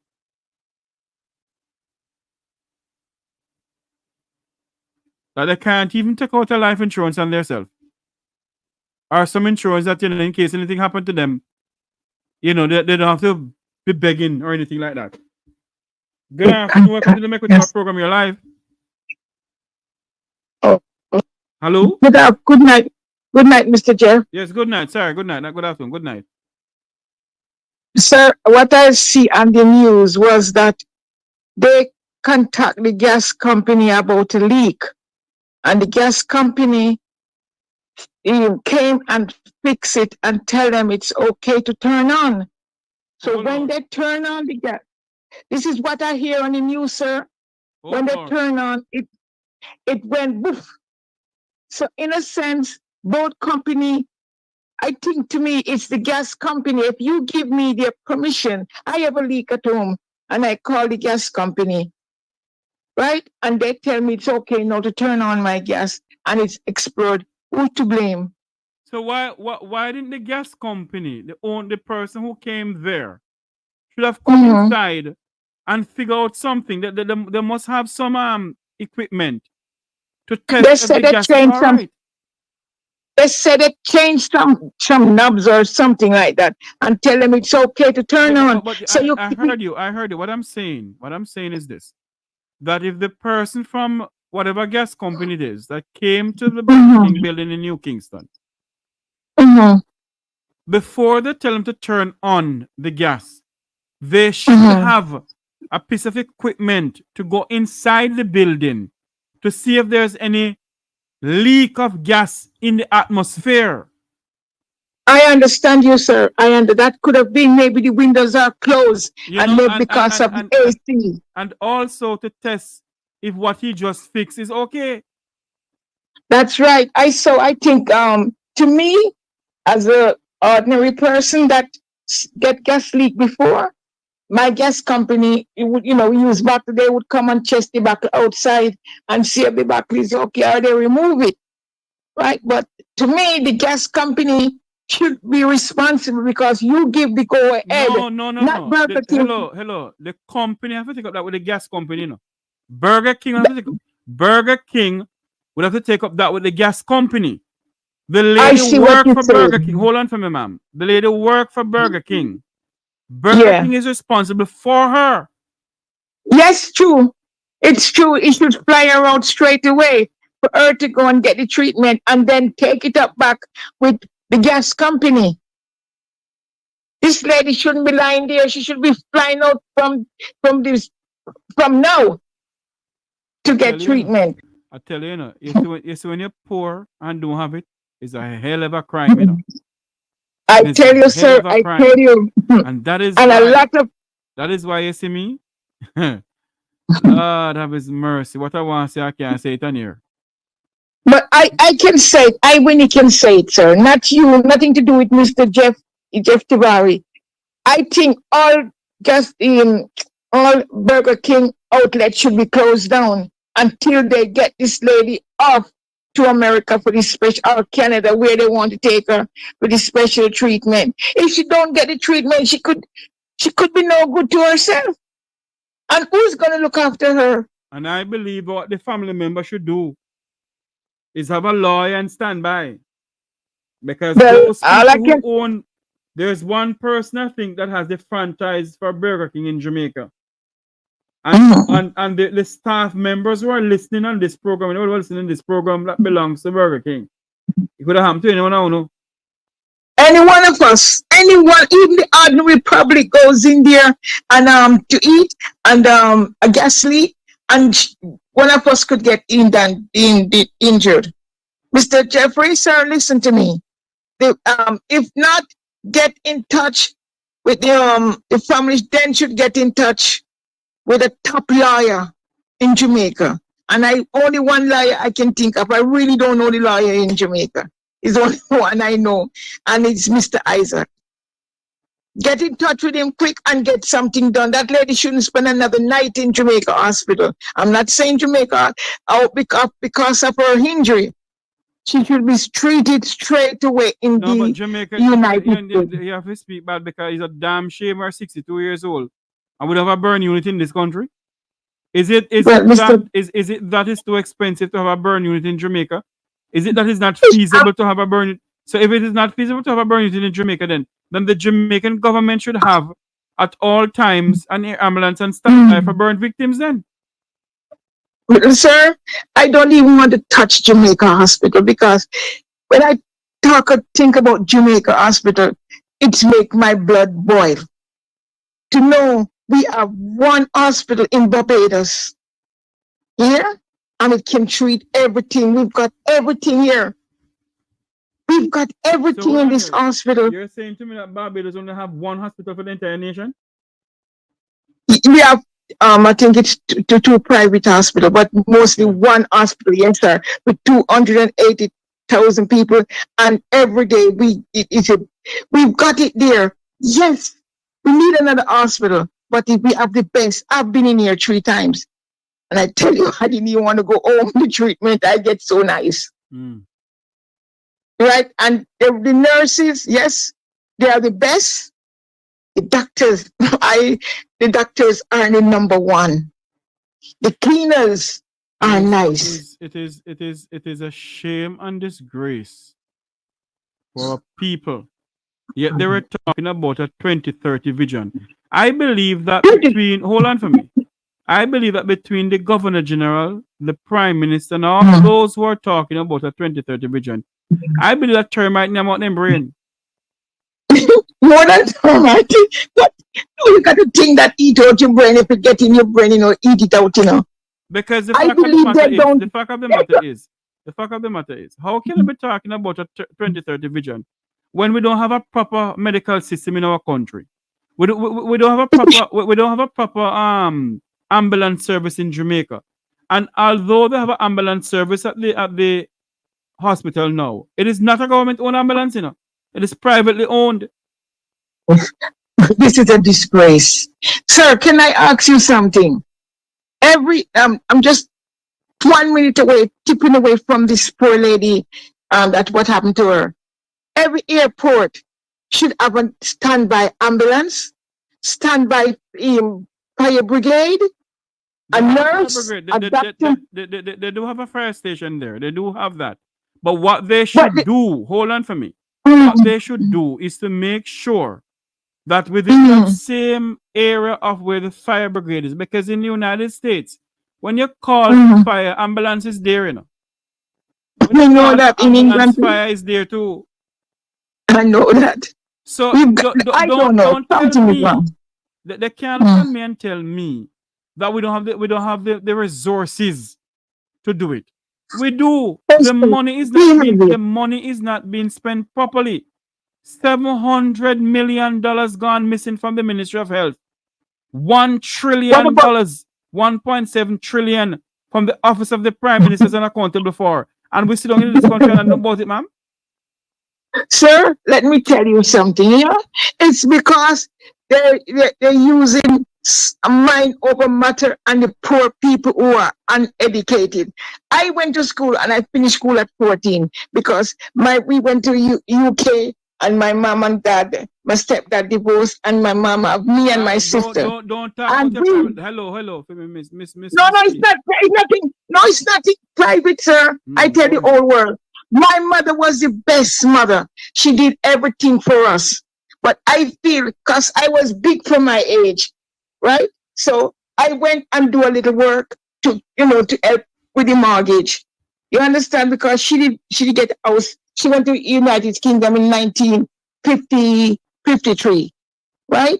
And be honest with you, she gave us the best, but I wasn't a school person. I like to work. I was working from I was 14 going 15, right up until I was 45. So you never go to school? No, I don't like school. I don't like, no. Me and school wasn't friend. I was a quick learner though. You can show me something and I will never forget it. I was a cook. I was part of a cooking for the queen, I can cook any dish. No, since I've been here 30 years, I don't do it. But I'm telling you, Jamaica should have been the number one of the Caribbean. We were loved in every country we went to. Nobody. We were the number one, ma'am, until we allowed these people who claim to pull us down. Take us down the slippery path and a slippery slope. Mr. Jeff, do you know now nobody don't want us? The only country you don't get refused, well, I don't know about the other Caribbean country, is Barbados. You come in, they give you 6 months maybe, and if you want extended, you go and apply the right way. You know how much Jamaican live in here? You know how much Jamaican live in here? Yes, ma'am. All right, over 10,000. Right, okay, thank you, sir. Yeah. Thank you for calling in. Okay, thank you very much, sir. All right, Miss Winnie, thanks.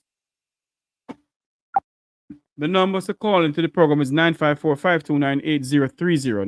954-529-8030. Good afternoon. Good evening, welcome to the program. 800-954-529-8030.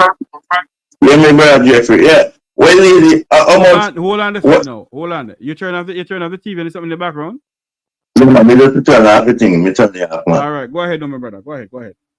Yeah, man. How much the lady has spent so much in the thing cost? What? Because you program and so this lady were at my Burger King. Can maybe not say somebody get 39. I don't know how much it costs, It costs maybe the air ambulance always costs a lot of money, What the family members are appealing is that Burger King need to pay for it. But we have to look on it this way.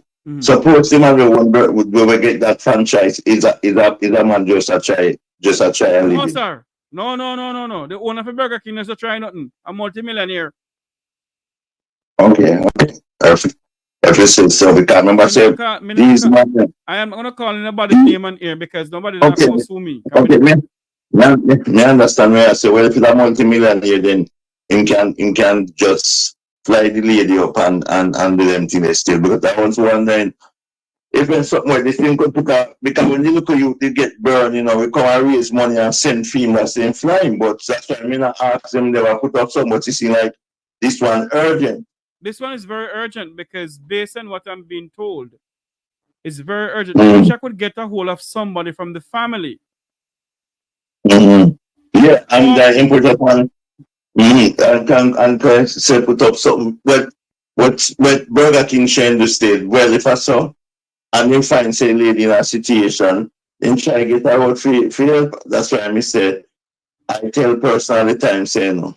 I hear you talk all the time about poor, but I say man say if poor no this if poor no crime, no thief and no disgrace, because yeah, we say poor no crime, thief is not disgrace because I'll tell you all these type of things going on.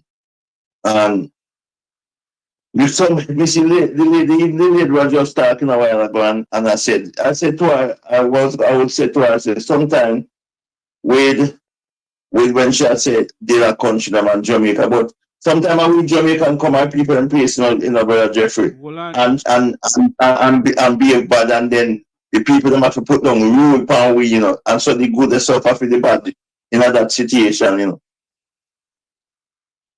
Or come and take over people in place and say we run things and all them sort of foolish and nobody can talk to you and whatsoever. My friend, let me explain something to somebody here.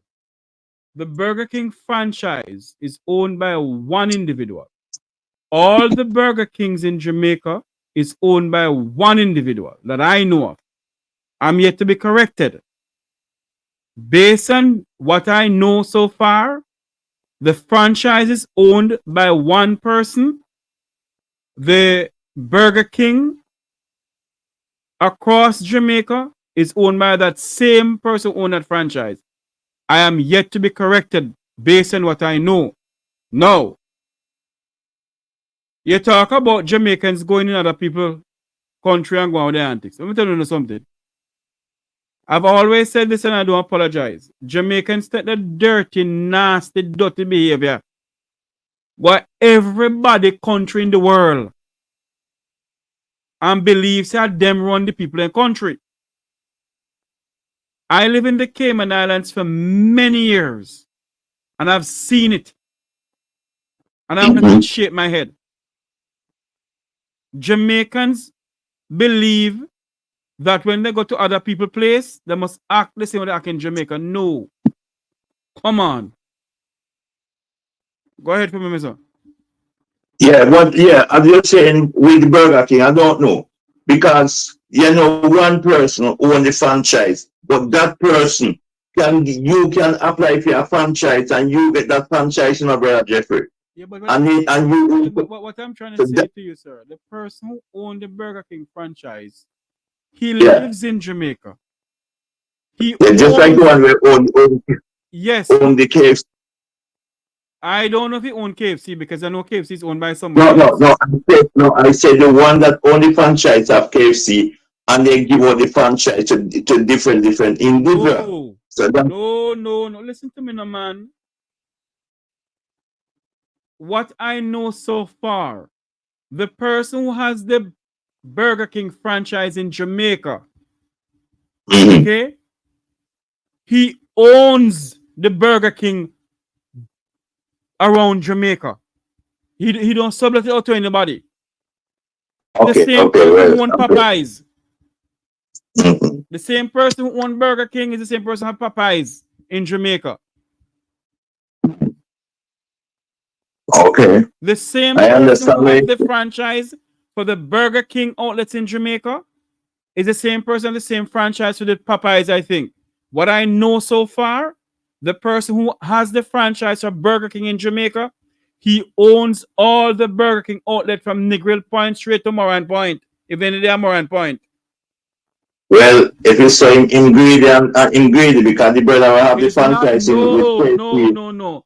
You can't mix America with Jamaica, you know. I'm not mixing America because KFC now. One person have the franchise with the KFC in Jamaica, Jeffrey, and he gives other person bid for franchise in Jamaica. No. I'll be here and tell you something, but I'm not going to say it on the ear. No. I know that's the fact. I know that we have fact. Listen to me, sir. Listen to me. I'm not going to boast to you about anything, or I'm not going to say that you're not right or you're wrong or whatever. What I can say to you, that the people who own the KFC franchise in Jamaica, they own all the KFC franchise around Jamaica. One person, and it's a family. I know if all right, I'm gonna have to say because all right, the KFC. I'm gonna give you an example. The KFC in Ochoas and the one in Jacksal. You know, is a different person have that franchise for one in Jacksal. I'm 150% certain about that. But if you go through that same person, you get different that person, you have to go through that same person, and when you bid, you get the bid for that for free. So that's why I thought Burger King did run that way. But No, now you tell me, said no. So I said, okay, no, I understand what you said. I cannot say, I don't know about Burger King. I have to give you all of me and to you for that one. But I know KFC, different thing with KFC. well, what I know so far that all the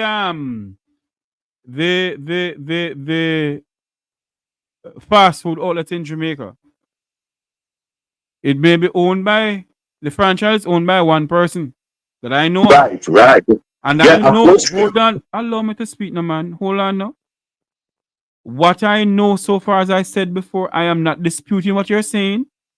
What I am saying to you that I know of,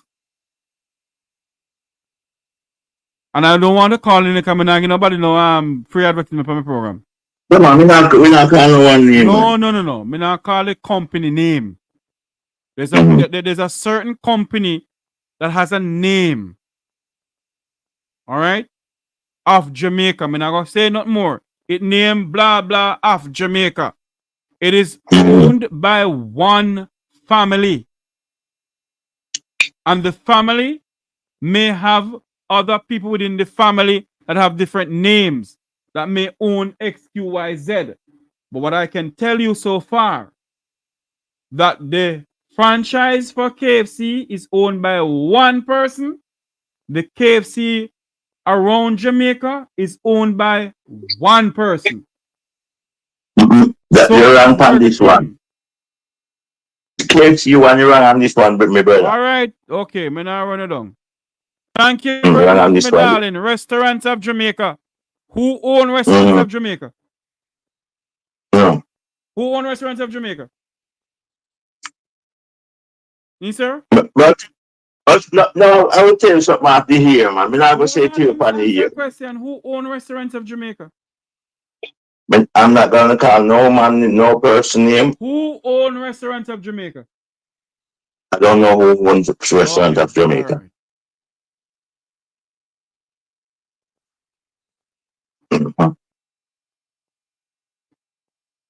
All right. Thank you very much for calling, my brother. Very much. Remember, we take something and tell you something with the KFC one when we know when we own 100%. No, you're not 100% sure about that one. I can't tell you that. All right. Thank you for calling in. Yeah. All right. Cool. The number to call is 954-529-8030. I'm not a professor. I know everything, you know. But I know some stuff that is going on. Anybody, you know, I can keep my mouth shut. Same thing with juicy beef patty. Well, you know what I want to say. It's up to you. Me know.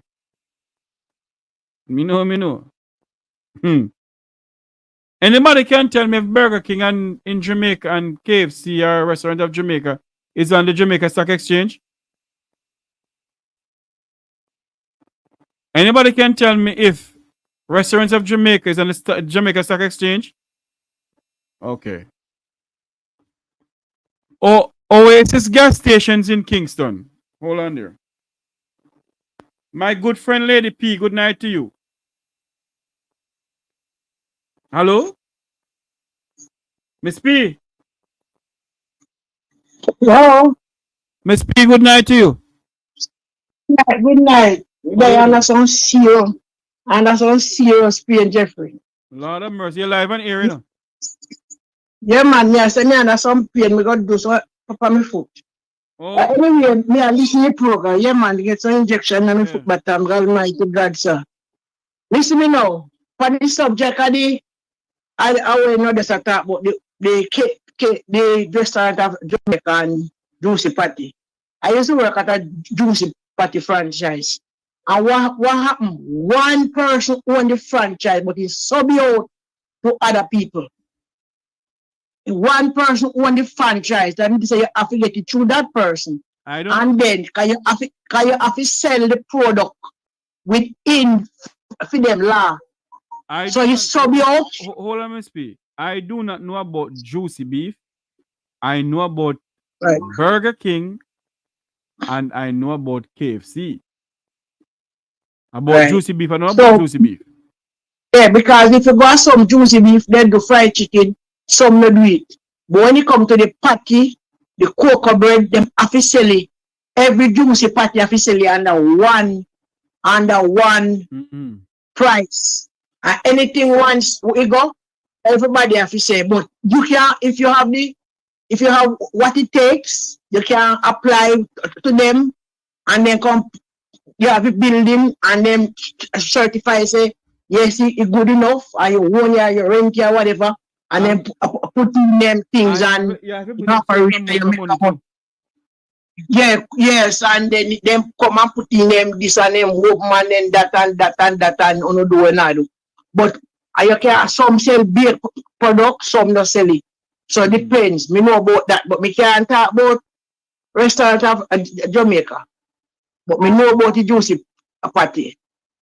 But to Yeah. me I see a way lady I say this restore Jamaicans and Jamaica in the diaspora. When people like Uno talk and we call in to see what's really happening in Jamaica. Now imagine you there at work and you get things happen because things do happen. Fine. And your family member have to come out to gleaner, forget your foreign, figure get save life in a 2024 where they say they want Jamaica to be a place to do business, raise family, and not a burn unit, and 30 million dash around this so, and treat how much a trillion can account for this so, and that can work there for, and who get doctorate, and I say this a go on. Eh? The way you tell me now say, Jamaica people, no, she say, who no idiot, all the way idiot, then take with her. When you up and running, you is good and nice. Oh, you're the best worker. Now you fall sick. Nobody not care about you. Come back by them. Hold on, Miss B. Miss B, hold on there. The young lady didn't fall sick, you know. She went to work, good and hearty. Yes, right. And guess what? Replacement is there for her. Can bet that place is probably walking back now, or is walking back. Because a replacement is there for her. No, but we're not talking about replacement fee. What we're talking about is the building had an explosion and she got burned. Good God in heaven, have a heart whosoever own Burger King, no? Yes, and sometimes too is the managers them in a some department. We can't tell you. Sometimes we can't jump the gun there because probably the owner give out a directive and the so-called manager them jump all the gun and go with for them one thing. I feel like it look bad upon the manager them, upon the one of them too. And sometimes Miss B. Yeah. Hold on. The young lady went to work good as ever. All right. The building had an explosion. She got damaged. All right. She's in the hospital. Yes. All of them know that the building got damaged. The owner and whosoever managed the place knew that staff members and customers got hurt in the building, in the place. Right. Miss P, you make so much noise in the background, you know. Oh, yeah. Oh, right. Yeah. So if they know all of that, what the family member is asking, the sister of the young lady is asking, Kerry and sister, because Kerry get damage at work. What Kerry sister is asking for is for them to release the funds to the air ambulance company to come into Jamaica and take her sister out and pay any other medical bill. And about no manager or whatever. They need the owner for the company need to do it. And do it right away. Yeah, but I understand that. I get damage on a job at work. Serious damage too. And when I have a type of work where I do, I make a note of the thing before it happens. every morning I go to work, I make a note of it. Every night I go to work, I put it in the book. And like a missile, and me happen to. And when the money, when everybody if you sign up upon it, if you get the little insurance money, one go on, come round. And the big boss, if you come down and talk something, like I'm a foreigner, you could talk in Jamaican name something proper. If you get it. Right? So sometimes people put things in our place and other people are grown, but we sorry for the lady, and we wish her speedy recover. And to the owner, at the front, at the name of the place, come on, man. We don't name big, we don't name large. Do better than that. We expect better than that from you. Whatever cost, if you can leak, like, because if the people have never had full, they won't come out and speak. No, this it should have been a smooth transition where nobody no hear nothing. She should have fly away a long time because you know say there is no burn unit in a Jamaica. So once a person get them the degree of burn, don't think about Jamaica. Think to fly them out to save lives. Right? So we don't do one half of the man. It look bad. It not turn good. We don't come like we have to buy a chicken back. One phone call. And I hit that. One number phone call or an email, and I hit that. Come on, man. Do better than that. Do better than that. Burger King own operator and whosoever no want be. Hold on. And again, too, and to the broader spectrum now, Andrew Wallace.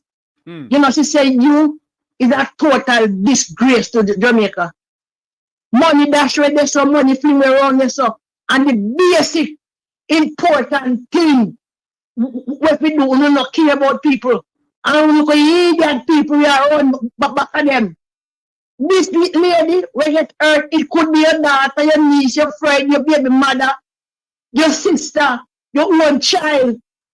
How do you feel if Miss Carrion did rich, she would not work there. Probably she should have her own business. So your picnic cannot work there, your niece, your nephew, whosoever. And what happened to she? Worse, we happen to food too. Because they don't work in Jamaica, a fast food call center. And if they need to know, run back at them. But shall right. If I hand you one is picnic, and anybody in the cabinet pick me niece, nephew, they have an accident like that, there wouldn't be nowhere Jamaica. Can they stabilize them? If something when they're unconscious, once they stabilize, the ambulance, without the long time I wait for them. The only thing they don't make sure do is stabilize them. And to test them vital physically can go up in a year. That's the only thing would happen. If it was any member of the parliament or any member of the Vumbova and the Vumbavi, or any member of the person who owned Burger King family that happened to, they would be at the Tony Twait's wing, okay, waiting for the air ambulance, and no ambulance would no local ambulance would come to the airport, you know. It will be a JDF Medivac helicopter come on the lawns of University of West Indies Hospital grounds. Take the person to the private wing, the private hangar of the Norman Mann International Airport, and they transfer from the helicopter to the plane. No, Carrion won't get that luxury to get a JDF Medivac to Norman Manley. She'll be traveling into a normal jump up ambulance if they can't find one. The country is in crisis. Real crisis, brother. And the people, them must see what is going on and demand whether it be Mark Golden who come into as Prime Minister or this one turn and return as Prime Minister. We must demand accountability and we must demand a burn unit being built in the middle of the country. We have 3 counties, Cornwall, Middlesex, and Surrey. We can't afford to build 3 burn unit in the 3 counties, but build a burn unit in the heart and the middle of the country, that everybody from Timbuktu to Lambuktu to Drunkard Mountain to Blue Mountain Peak to Dolphin Head Mountain can come there if anything happened to them. It cannot continue like this, where people meet in an accident and get burned and whatever, or some explosion happen and we don't have nothing. We don't have nothing. Look at it. The question must be asked of the Ministry of Health. The ambulance that they assigned at the airport, is it a government ambulance or is it privately owned? Who own that ambulance service? It can't. I don't know. I don't know.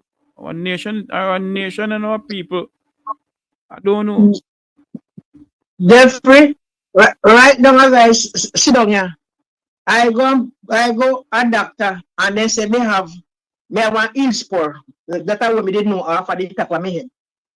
And when they do the X-ray, they say they see arthritis and tendon whatever. And me we get what? 2 injections. Jeffrey, mighty God of Daniel, me have so much picnic, me never feel happy in there. And remember me tell you, me have to have the money up front. All right, Miss P. Hold on. That's why me I say. Hold on, Eh? hold on there. You see when the program finish, call me off air. Me not talk to you about some natural stuff we can help you. All right. Talk, but what me I say, all that little when me earn, if my grandfather learn me if tie up, me couldn't probably me not cripple up because the pain was so crucial.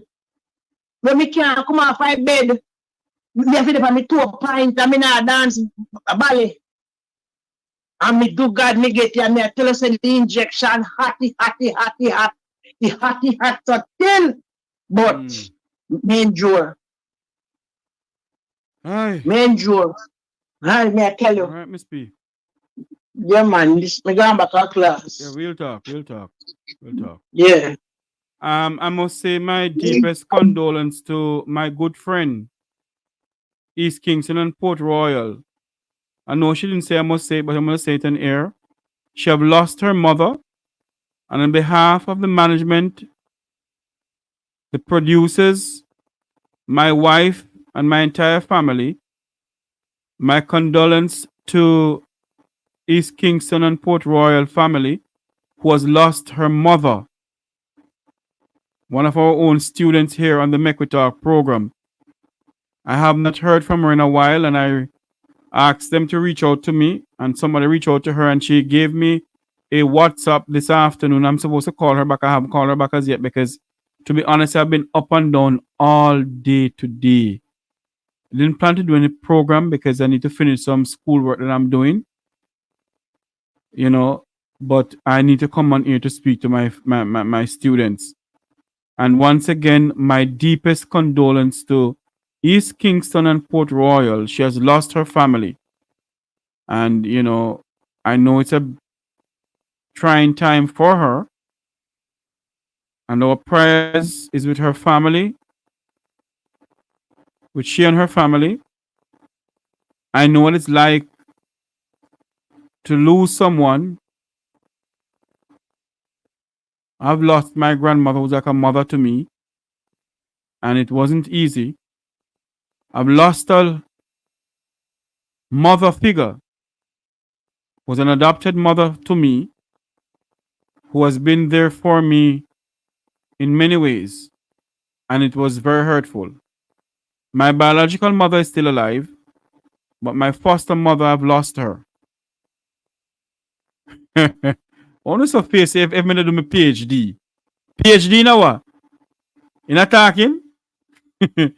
Anyway, and I know what it's like to lose somebody. It is very hurtful. It's something that, it hurts you for life.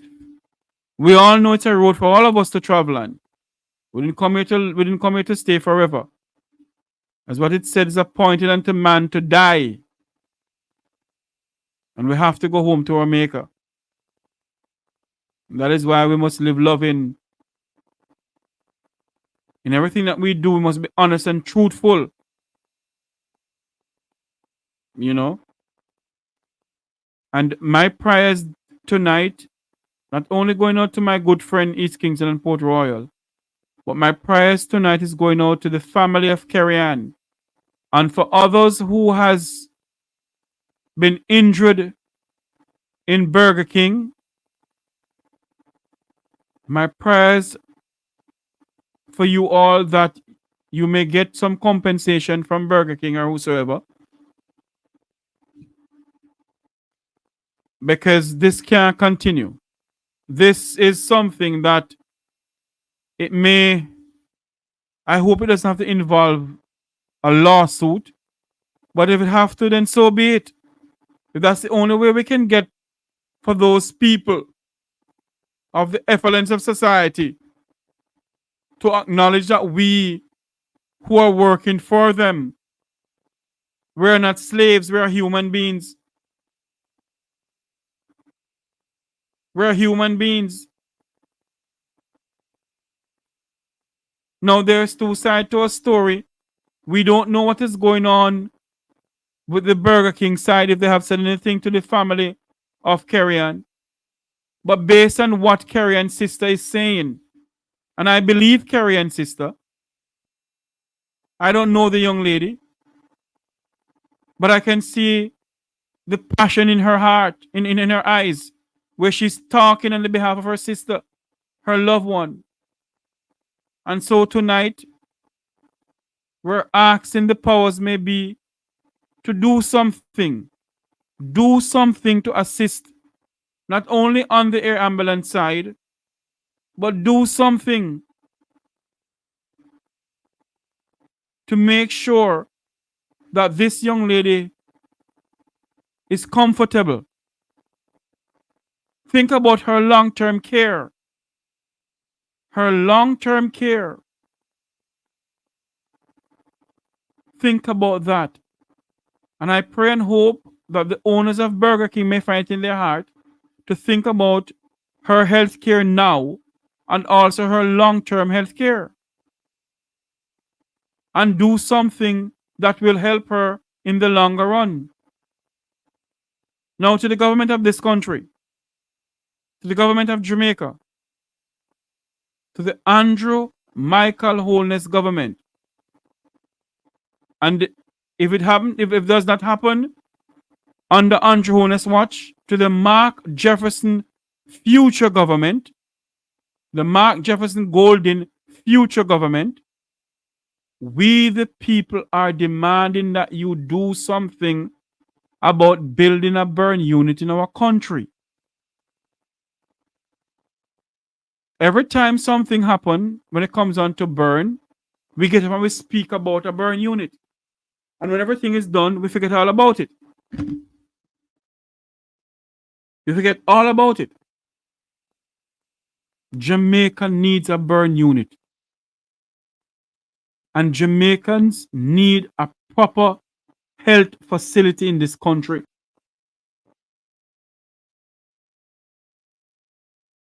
So we're asking, we're pleading unto them. And we shouldn't be pleading. Because we don't take taxpayer money, waste it by election. And if we should check how much money from 1962 until now has been wasted in this country, could build many burn centers. Good night. Welcome to the Mekutar program, New York. You're live. Good afternoon. Good night, Jeffrey. How are you doing? I'm good, thank you. I'm enjoying the program. Thank you. Your last few comments, I was thinking about it, you know, and I was saying to myself, why don't you take the opportunity one day to invite Mr. Tufton to the program? Ask him. I have invited Christopher Tufton many times on my program, and he keep on saying to me next week. Next week can't come on now. He's unpopular still, so I think if he comes to your program, it might have some traction somewhere. It's very unpopular. I will reach out back to him and see if he will come on to speak to us and many issues that is facing our nation. Yes, and you mentioned a while ago you implore the current government and the prospective government to set up a burn unit in the middle of the country. That's a good suggestion. That's a perfect, that's a great suggestion. You know, We need to. We the cannot. opposition. Sorry, You were saying sorry, go the ahead. opposition spokesman and help. You need to get him on the program before even the public session of the People's National Party this summer to find out what's his plan, if there's a plan in place to get a burn unit in the country. You know, we're sending our soldiers to Haiti to face explosions and combat. And what if they get burned?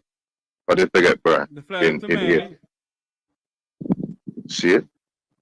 If they should get injured or burned in Haiti, the American government, the American military have to fly them out, sir.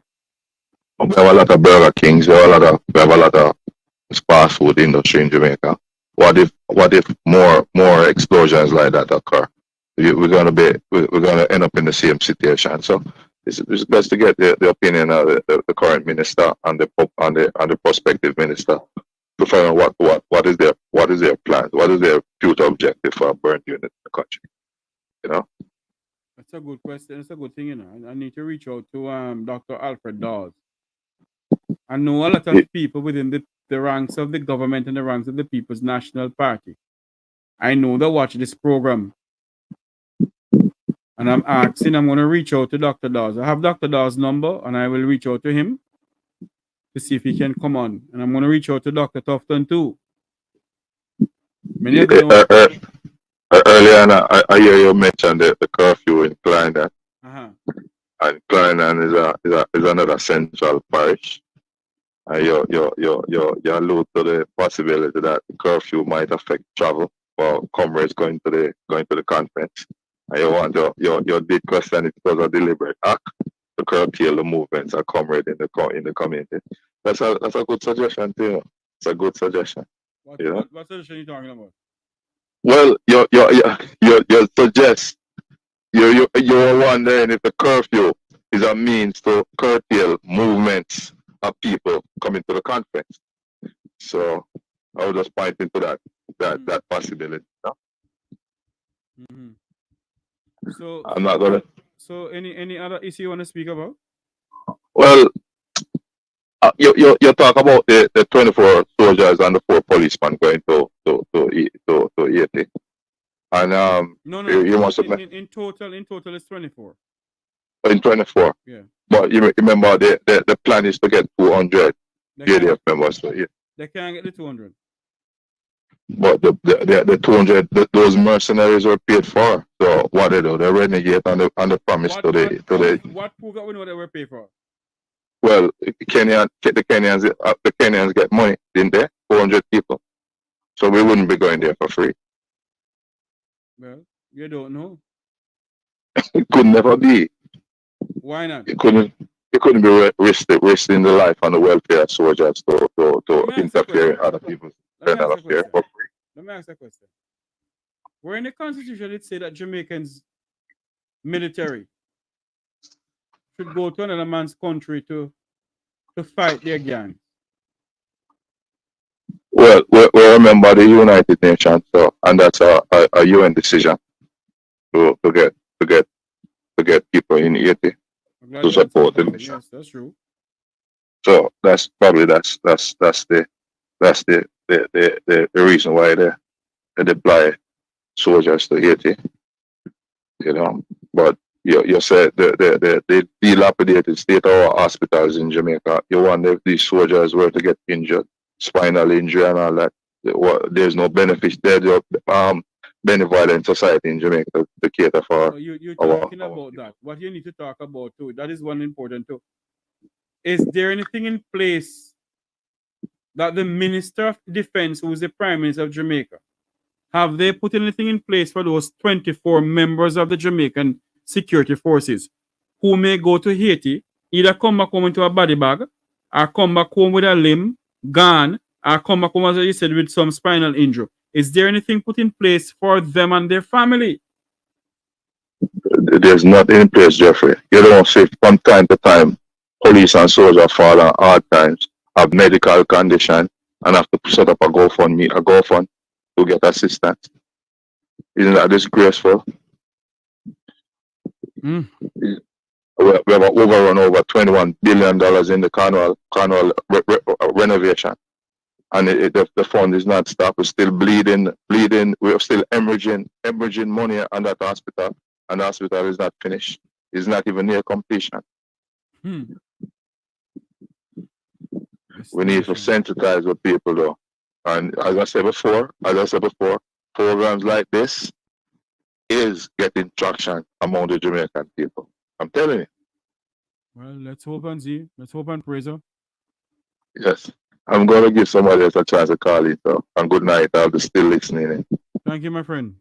Remember to share the channel and have people subscribing, you know, because I have 15,000 subscribers from Wapi Kill Philip and I don't know move.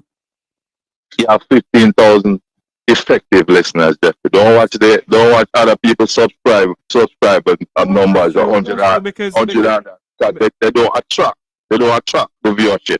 Because the viewership on the channel is over 3 to 2 million viewers. You hear what I'm saying, boss? Don't watch people who has been on Facebook for 10 years and 12 years and have 190,000 people subscription. Most of those subscribers have scattered to other places. So just keep up the good work. And sometimes I don't like when you invoke certain people's name when you're doing your program. Like who? Build your own. I'm not gonna create an animosity. I see what you mean. You know? Don't invoke certain people's name. Just do your thing and build your audience, build your listenership. You get me? Yeah, because some people utterances turn off a lot of people, and you'll turn them off for your program. You get me? Point. So you build your own listenership, you build your own audience. You understand? With your style. Everybody have their style, defend your style. And your style is actually more acceptable to a lot of people, emotional and sentimental outbursts. You know, really gonna way. You understand me? Yes, I do. So do your thing, man, and big up yourself. Thank you, my friend. Thank you for calling in. All right. The number to call is 954-529-8030. It's the Make We Talk program. We're speaking about a young lady who got injured on Burger King job. We're also speaking about the JDF and the JCF into Haiti. And Jamaica's crime problem is going out of control, yet we're sending soldiers into Haiti. Yes, our Haitian brothers and sisters need help. But I believe that we should clean up our yard first before we go abroad. That's my take on it. And we need to really clean up this country of ours. The lines are open if you want to call in. 954-529-8030. It's running across the bottom screen there. 954-529-8030.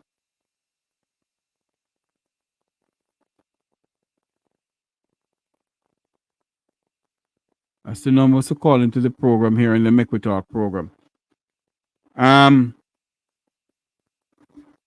We're gonna this video here with the Jamaicans going into Haiti.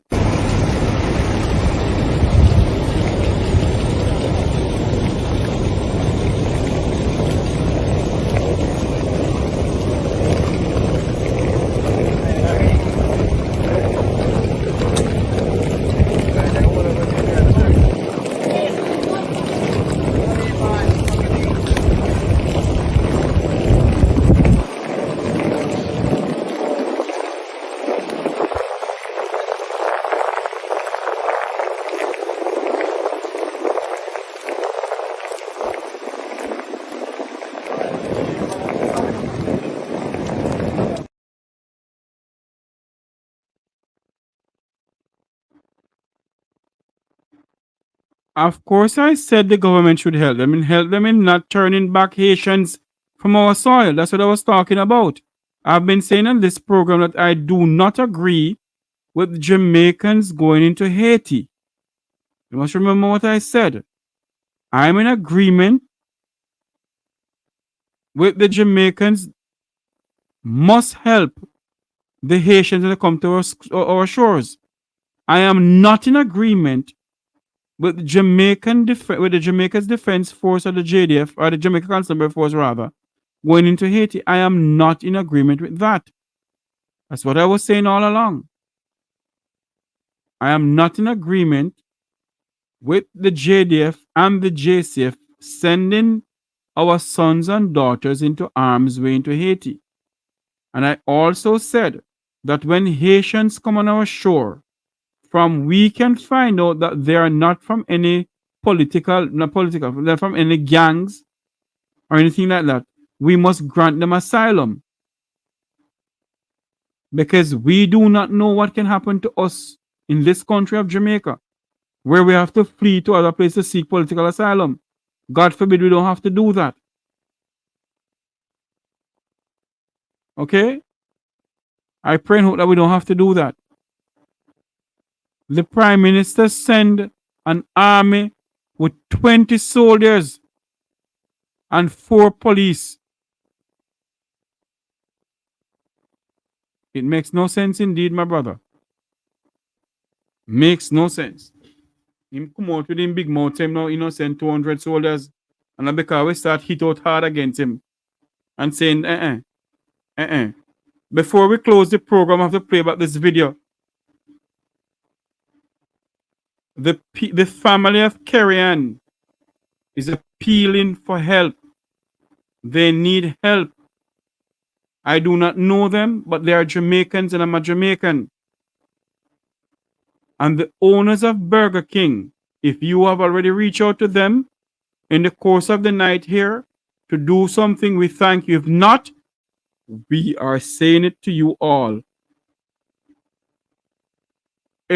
Kerry-Ann could be your cousin, your daughter of the owner of Burger King, your niece, or your cousin. Give the family what they need. Give the family what they need. Do not wait until insurance because you know you can claim from the insurance. Take it out of your pocket and send the young lady overseas. And if you who own Burger King keep on dancing around this thing, poor people have a government, Poor people have a God that they serve. And somewhere in Matthew 5, I think, it speaks about the poor. So be careful what you do to the poor people in this country. Be ye careful what you do to the poor people in this country. And I'm saying this again tonight. Before I close the program, I'm going to play the video here. The owners of Burger King, you need to do what you need to do. God do not like ugly. Let me play this video here before I close the program. It is now 8:41, 7:41 in the land of wood and water. My name is Renee Folks Johnson. I am the sister of the supervisor who was on duty on the day of the explosion. Her name is Kerry-Ann Folks.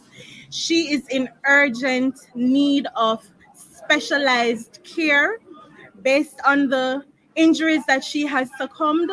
She is in need of specialized care for burn facility.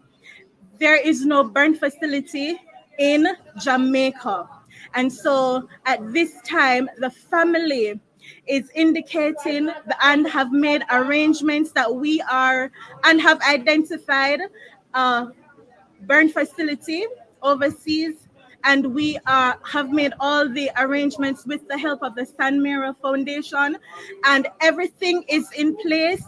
And we're only waiting to get the air ambulance monies paid so we can move her out immediately.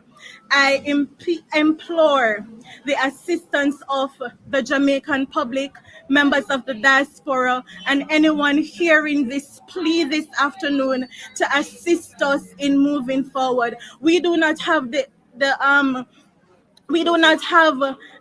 luxury of time to go through insurance policies, to go through and to prove that she is in need of care. Everyone was aware of the explosion, and that speaks for itself. And now is the time to get her the assistance that she needs. The family will not accept suboptimal arrangements. We will not accept anything less than the best.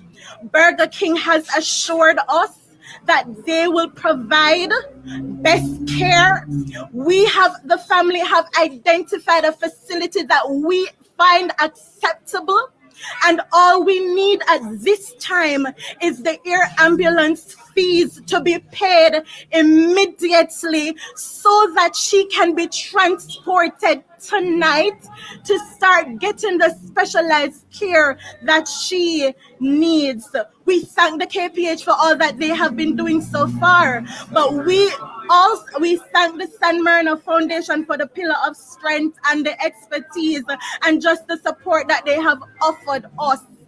We thank the family and friends, but right now we need urgently to get her into that hospital before any of the family can sleep or be assured that she will recover in the best case scenario with optimal results. At this time, we, the family, have indicated to Burger King what we find as an acceptable option for care. We have made that unconditionally known, and we will not accept anything less than what we think is the best. She requires the specialized care of a burn facility. If there was one in Jamaica, we would accept. Hello, good night. Welcome to Jamaica to our program. You're live. Hey, good night, Jeffrey. How are you? I'm here looking and living, my brother. You're doing a good job. Congratulations. Thank you. And regarding a situation like this with this Burger King person, where is Mr. Tufton to support this one? In what way are you talking? She need help. She need a lot of stuff. And the Minister of Health is not there to support her. Hold on for me, sir. I'm not taking up for the Minister of Health. The lady went as far as getting a burn unit in the United States to assist her. What the lady is asking for now is the owners of Burger King to pay the air ambulance fee. But Burger King is a national company. They should be able to do it without a problem. So I don't think the Minister of Health have anything to do with this. Okay, I understand what you're saying, but Burger King is a national, is a worldwide company. And Burger King in Jamaica, and having a situation like this, they should be upfront to take care of the whole situation. The person who owns the Burger King franchise in Jamaica, sir, that's the person to come up with the money. Right, exactly. And then, I have a couple of questions to ask you, Jeffrey. Go ahead. I listen to your program almost every day. And all my opportunity, I get to listen to your program. I was listening to your program and to Wayne Lonesome and Jamaican Carlos. Now, what the question I would like to ask, Jamaica is into a situation with crime, violence, and everything. And there's I don't see a solution up until now for crime and violence, because even in Manchester, within 1 week, 5 people died. And then the government is going to tell you that crime and violence down.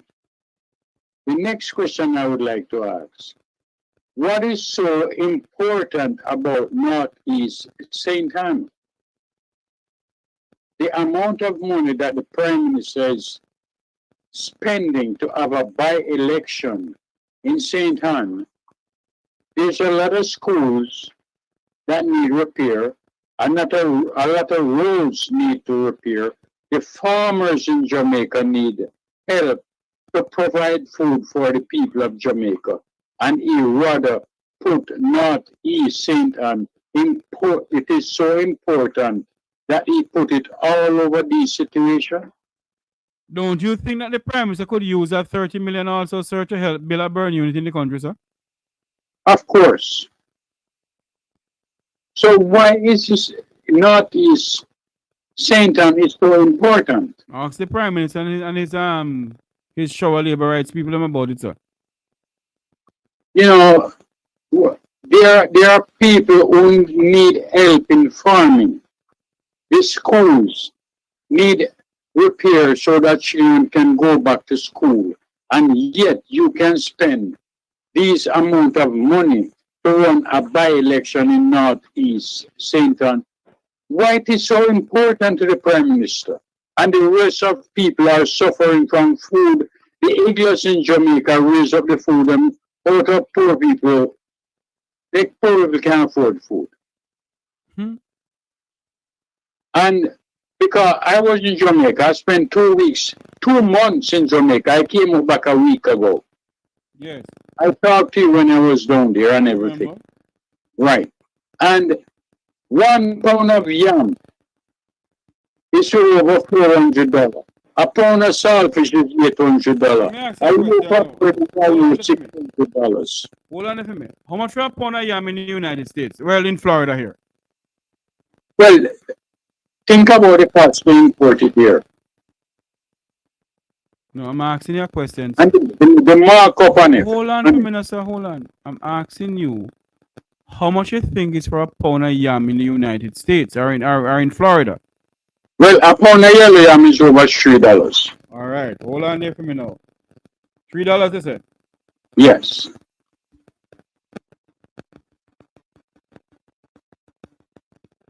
And how much is a pound of yam in Jamaica? $450. So the same thing up here too? Now, when you calculate $3 into Jamaican currency, it's $460. But Jeffrey, Jamaica do not import it. You have to spend import parts to go through customs and whatever and to pay to ship it here. It go in Jamaica is supposed to cheaper. So hold on now. The people them who get them fertilizer to transport the yam and everything, you know, you have to pay something for do it? That is where the Minister of Agriculture comes in to subsidize costs on the agriculture farmers in Jamaica. So in other words, when they subsidize costs now, the government give them back some money, that's what you're saying? The government should make accommodation for the farmers in Jamaica. Well, I'm asking you a question, sir. You said to subsidize the cost. Yes. All right, elaborate more on that for me then. All right, so for example, a bag of fertilizer is for $10,000. Subsidize it that the farmer can buy for $6,000.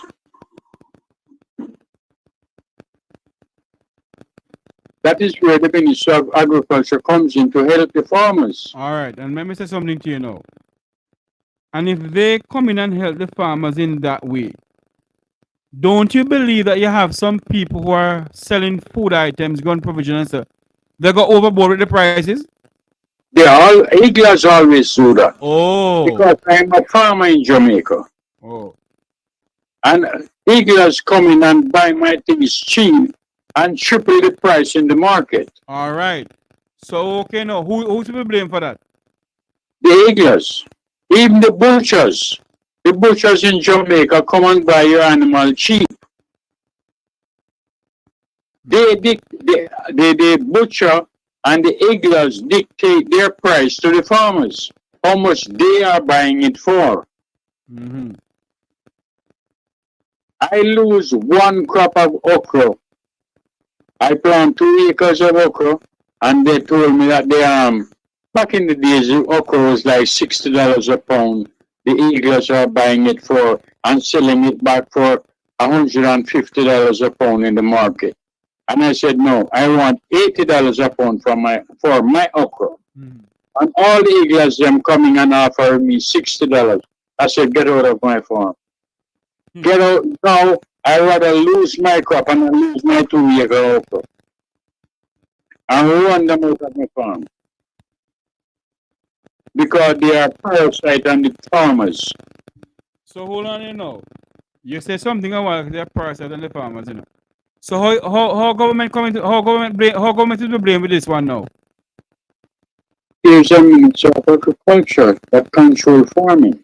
Yeah, but what I'm asking you, sir, you said Hitlers are the one who come and buy the stuff from you cheap, then go back and sell it back down the price. So I'm asking you, how does the Ministry of Agriculture come in this now? What can they do to stop this?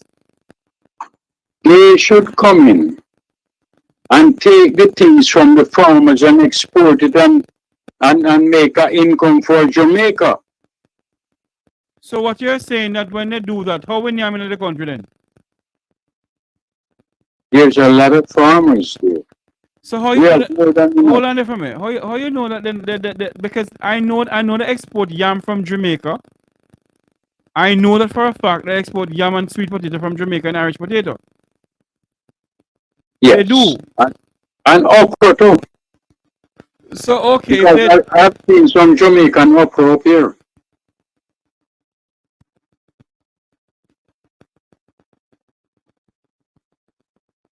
So hello?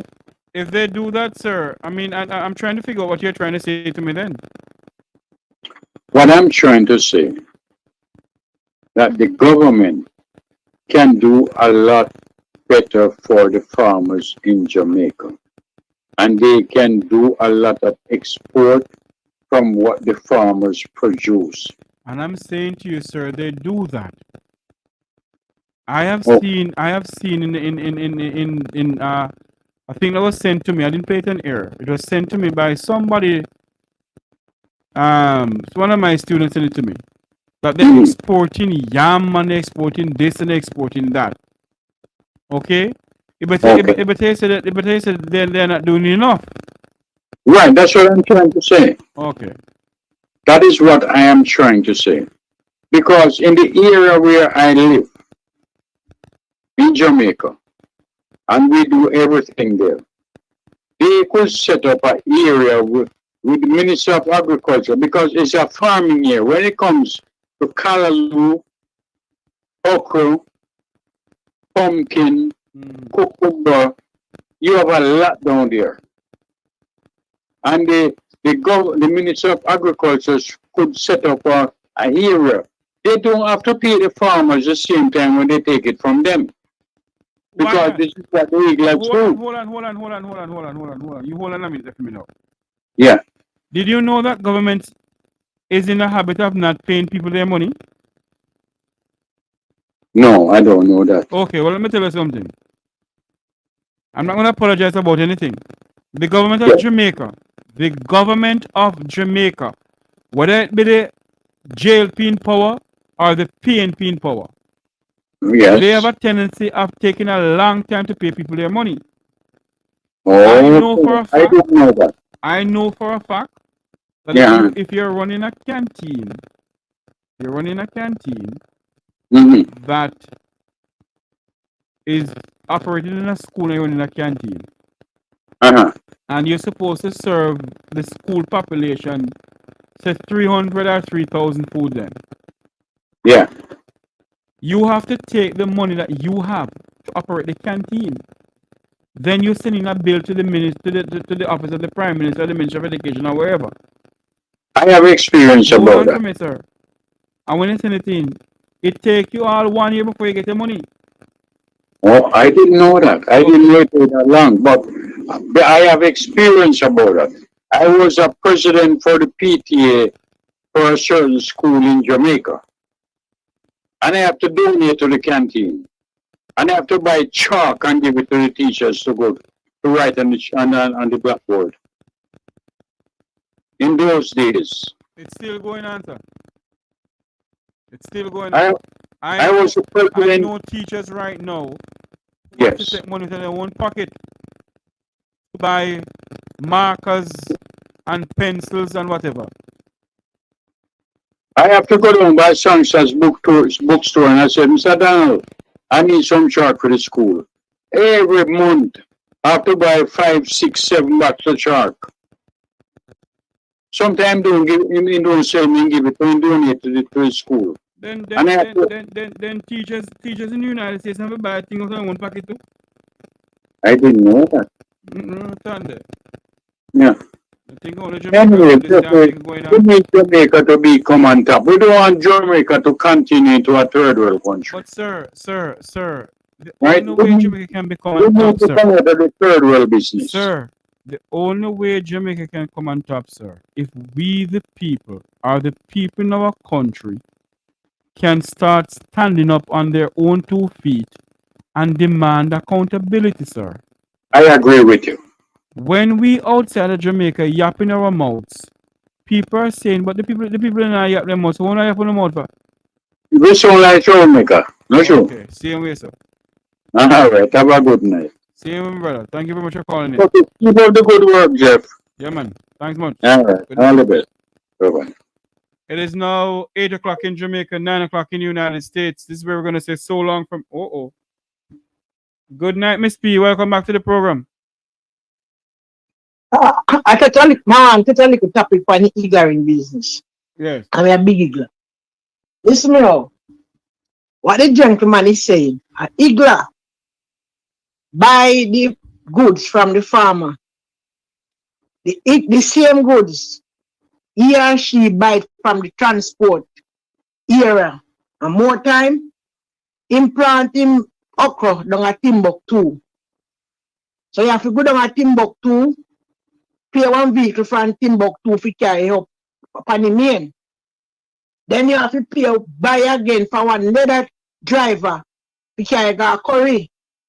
Oh. When you go a curry, you have to buy from the handcart man to carry in a market. Listen much buying that. When you go in a market, you have to buy from the people where you check in and give you ticket for the pieces of bag where you have. Sometimes the bag them not even full and them a charge you for a full bag. You have to have to turn up. Then and then you have to pay for market space sometimes different. So you buy from the farmer 1, 2 transport 2, 3, you handcart man 4, you market fee 5 smaddy. You buy the 1 load from. If a 4 you go buy a load, you have to ask get a man to really help you to move it back them and drone. You still have to give him money. So if you hold on, Miss P. So basically you lose this, sir. I tell you have to wise. So if you have to buy the okra from him for $100 a pound, when you don't pay for the okra, when you reach a market, you have to pay $150. How much you are going to sell if you make $1 penny? So when you talk about it, you have to understand. It's not like say me come and feel and me buy from him and me move go there. So I me buy and this me give you back, me sell it back to somebody same time. You have to put in the expenditure. So the poor little eagle them under else. So if you buy for $60 from you, look at the markup before you reach a market. So how much she are going to sell it for make $1? Okra sitting when 2 days pass, you ugly. The next thing, if you have your okra, me can't tell about okra, me farm okra, me sell okra. When you have the okra and rain fall panny, let me tell you, Jeffrey, and you pick the okra, is the although young, is the ugliest thing. Nobody now buy no ugly okra. It's ugly. And if they have in a bush and in a weed out, listen me, if you have in a bush and then a weed out it, I'm making leaf and rub, and breeze blow through you and you rub. Tomorrow you look upon it, you check say, you know it come from me ugly. So eventually now, and the longer the okra stay, let me go to history. The longer the okra stay, it drop weight. It becomes light. You pick 10 pounds of okra today, you put in a bag Sunday. By Tuesday, it weigh 7 pounds. I mean, pay you for 10 pounds. Yes. So for you to make a money easier out of the okra, you have to buy it and sell it by the dozen. And the smaller the okra be, and the better for the igla. So, sir, you a farmer for okra, me farmer, me selling, me do everything to okra. Kalalu, I same thing. Plenty of them plant the kalalu, it bitter like a gall. You know, 13, no get no water. And buy your girl market and his son take it. Nobody no want you on it. You have to wet. And the more you wet it by the spoil. You understand? So when you say hold on, Miss B, hold on now. So when I go down a curry, you see, I see the because I always go down there. I see the color low. I have to just keep it fresh. Oh. Because we eat turkey. As we eat turkey, it quail. And you know, as a housewife come to buy, you want the best, luscious looking things. But what trick them more time when they come to market and they see one callaloo and you have been too little worm leaf, them no want buy it. But that them we know say best callaloo that because you have enough pesticides. A callaloo leaf was big and broad and pretty, full of pesticide. No worm, no fly, no pass against it. What you want, where you have in the wormhole and that you feel buy. And go your yard and you strip your callaloo. And you get a little salt water and you put it in it, make it soak, drop off all of the worm there. And then you rinse off your callaloo and you sit down and cut up your callaloo. Then big luscious something there. Full of poison, no fly, no pass against it, no worm, no go against it. And any vegetable you buy and worm, no near me, I pay a poison in there. So when it come to, sir, when it come to okra, callaloo, I choose for me live now, I don't have space. Not even space. In water, I don't have the water like that. I might think that. Me used to be when I get the curry way. When me pack my car, you can't see me. Police run me down and when they catch me, they couldn't bother charge me. But they couldn't believe you one woman I put that the car there. Me left work, I mean, the boy them stay yard, they go to school. And when they come from school, like in a park there, they go pick up on 500 pounds of callaloo, 600 pounds of callaloo, and they sit down and tire me that work. Send it down upon the market truck, and me left work, change uniform, go in the market, wet up my callaloo and tie out and fix up it. Saturday morning, me start high, so me I sell by the dozen, me I sell by one. And when me done sell, me pack up them bag, then little food, and two of them we come at town. And me tie up the money, said, because trust me, sometime. Mas John forget $10, you forget $5, and do that, me gone back to work.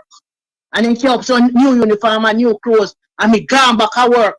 Sunday evening now, me come down. And me see that them clothes start out, uniform press, and everybody gone.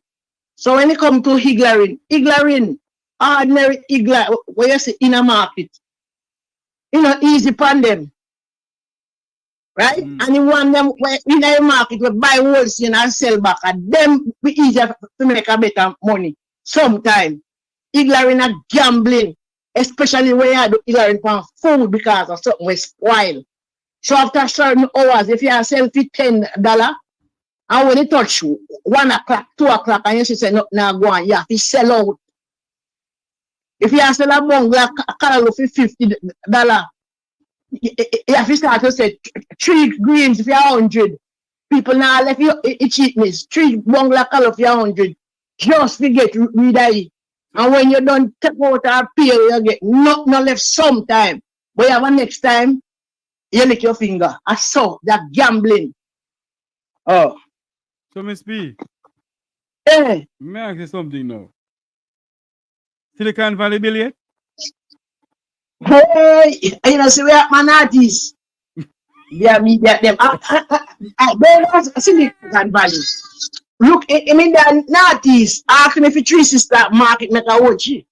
A watch in a near what rock watch in a Northeast. Yes. Watching, yes, the market in there. I have exchange up there, so you should have that ask them the three sister market where we not put a watching. If you make it, and yet till he come there now, around a nominate man. You see how Jamaican people fool. They don't remember nothing as them tax and then them man drink rum and jump up. They don't remember nothing. He say we make three sister market and watching. So start. But in come a change member of parliament. You see it? You see it? Mm-hmm. And you gonna get the doctorate. You get a perfect doctorate of lie. You have dermatologists, you have doctors in engineering, and you have doctors in this. But the theme doctor is doctor of lies. The honorable doctor of lies. Yeah. And promises. We every time in the band stage attack, we hug up. And all right, listen to me, Jeffrey. Yeah. I watch everything, Listen to what the man said keenly, and I quote. So I understand what the Jamaican public are saying about the by-election. And there's other places where by-election are to be kept. Mm-hmm. The only difference is I put you match one. I am concerned as well as you. Oh, you feel concerned when I have a key in your hand up me lock. People and never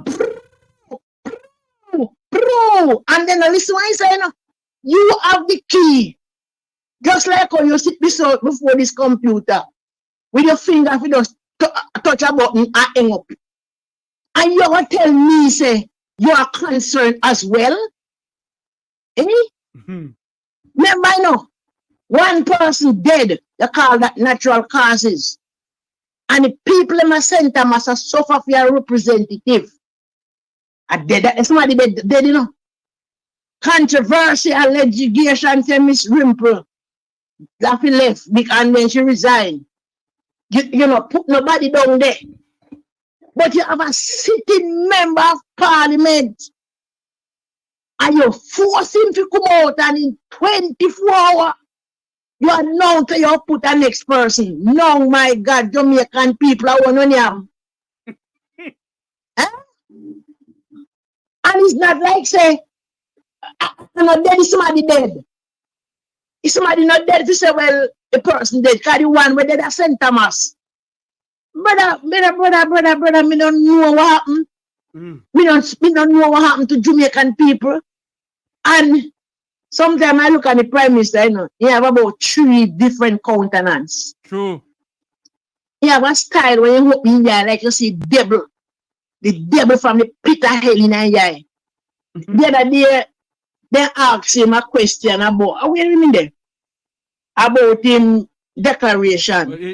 Yes, he said time when time him give out soldier of place. Yes. Yeah. And when you man lick him with it, you ever watch vampire show? And so when he garlic, and so when they use, you see, we're going, if you go get him, to kill him, like a garlic, the long time vampire show, they are when you open one hole, like say, one building and then one hole in there, and then change because say, yeah, the man here just come like a devil, he look like a pussy, he look like he can't describe one countenance this come down. I said, no man, that man here that's some spell. And the next thing I look man, if you're a child, till he becomes an adult, grow in a Seventh-day Adventist church. I grew in a Seventh-day Adventist church. And I learned the principle of love. I learned the principle of respect people. Mm-hmm. I learned the principle of caring. I learned the principle of compassion. Even when you go to church on Sabbath, come you go there, come in here, but I hear everybody plate, everybody can put in total food and so, we not care none, because we not be care. But we are Nyam Fran Jeffrey, we are Nyam Fran Jeffrey. And we is full for the whole year. We Ghana class again and we run competition. Who can read the Bible best? And for you come out of an institution like the Seventh-day Adventist who teach people how to live. Seventh-day Adventist even teach you how to eat. Seventh-day Adventist teach you how to take on the world. And you say you come out of Adventist church. And mighty God is a disgrace to the everything where you touch. This man cut everybody where I want me notice and the people have now look. Every single person who affiliate with this man, then character tarnish. You remember so you study hard, put on liar, whatever no day. When you know so down you had no alone, I do this study if you go exam, it was alone. Some of your parents sacrifice out of nothing to help you go to college and university. And for you come for accomplish something. And only if you get to no name gone down in a history on the wrong side of Jamaica to nepotism and cronyism. And these things are going to follow you picnic. And when you say, who is Jeffrey Tavares? Yeah, man. You remember I thief in one of them in that ministry and in thief so and so, or in rape so and so, or in something bad. I believe you should want to be like Miss Lou. Oh, we know Miss Lou again. You remember Louise Bennett, man, that icon? We used to keep ringing and she sing about job. And you feel so good. You want to be like Michael Manley, descendant. When everybody says hi, and they rate you because what? Michael Manley, Miss Lou, Marsh Run, those people set the president name gone on, but they left you behind you in a good way. Some of the young people, some of the young man and woman just take up on themselves because of the greed and money. And that's where all I want to work for. Plenty down with them no left this party, you know. Nobody now imply, you know, that if you clean they have pen. You know, go up business and nobody now go buy nothing from the car when they must say, you know. Remember that 2023 and 2024, you know, Andrew is Louis. I make all the people them dead. I make who lose them walk and who last in a prison. You know, boy, now buy nothing from you. That's how I reach, you know. All right, Miss Mighty God. Yeah, man. Have a good night. Thanks for calling in. Okay. This is where we're going to say so long for tonight. Thank you all for being a part of the program. Thank you all for coming on the program this evening. I want to say thanks to our producers. Thanks to those who are on our YouTube channel. Those who are on our X, formerly Twitter. Our Facebook page. We're trying to organize ourselves. We can have an Instagram page and other pages. And we can extend this program wide and far. Until you hear my voice again, remember to like, share, and subscribe to the Make We Talk Jeffrey Tavares YouTube channel. You have a great night, everyone. See you all tomorrow. God's willing. Good night.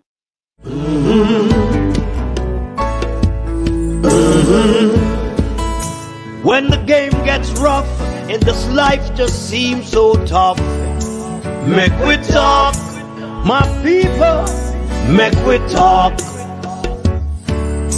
When this town becomes an ugly place, don't let it erase the smile from your face. Make we talk, people, make we talk. Conversation is the key, a guiding light for you and me. Spark a talk and you will see. Conflict solver A to Z. World leaders master the art of self-defense just by talk. So people, make we talk. Hey, we're living in a world that on ourselves we must depend. Make we talk.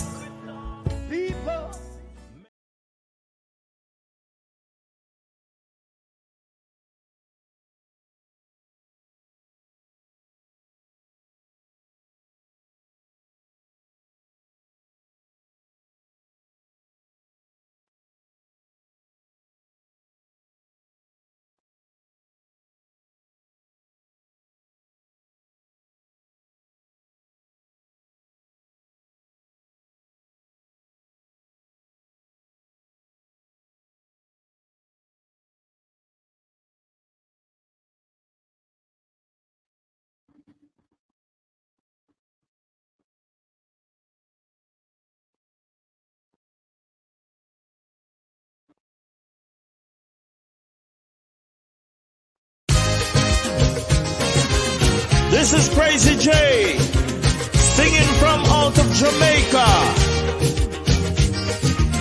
the land of wood and water.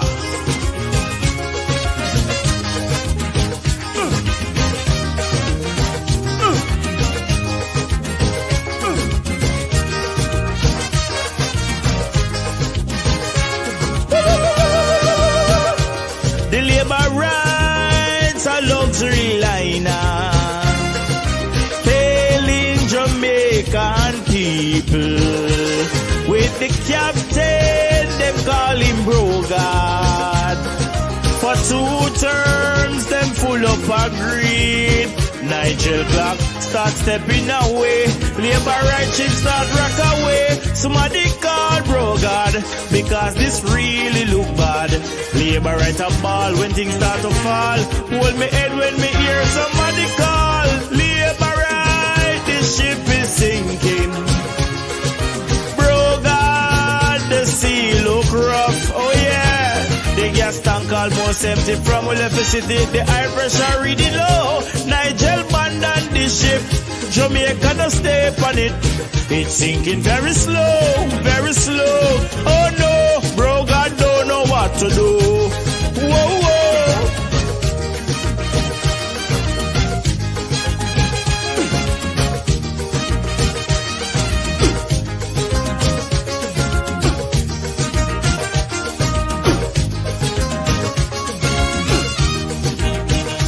Jamaica, the land of beauty, was built on solid rock.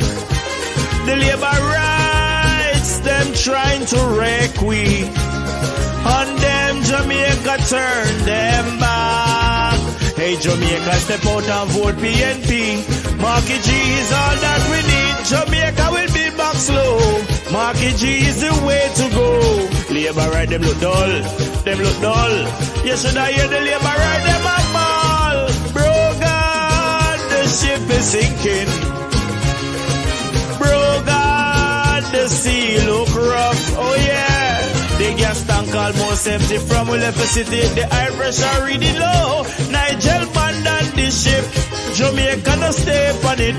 It's sinking very slow, very slow. Oh no, Brogard don't know what to do. Whoa, whoa.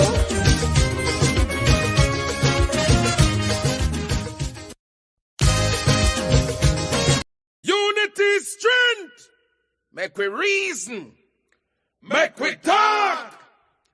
If we see corruption in any shape or form, we're going to highlight it. Make we talk. Jeffrey Tavares represents yard and broad and the entire diaspora. As long as it affects the life of our nation, uncover the truth. Make we reason. Make we talk. And we don't care about no vumva viva va. No upper echelon. Nobody is not above the law. As long as it not help Jamaica. Make we talk. Make we talk.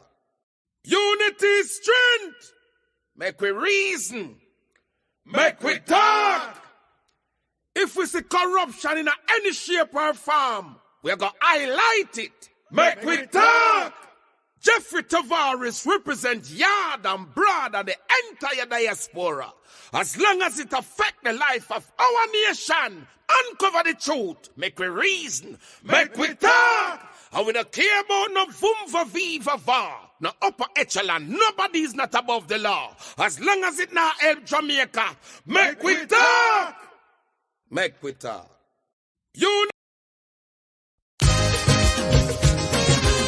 This is Crazy J, singing from out of Jamaica,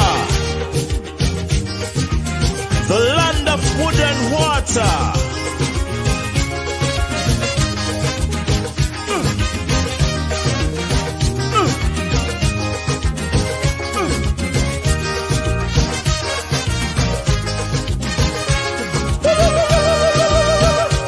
The labor rights are luxury liner, failing Jamaican people. With the captain, them call him Brogard. For 2 terms, them full of a greed. Nigel clock start stepping away. Labor rights chips start rock away. Somebody call bro God, because this really look bad. Labor right a ball when things start to fall. Hold me head when me hear somebody call. Labor right, this ship is sinking. Bro God, the sea look rough. Oh yeah, the gas tank almost empty from electricity. The high pressure really low. Nigel abandoned the ship. Jamaica don't stay on it. It's sinking very slow, very slow. Oh no, bro God don't know what to do.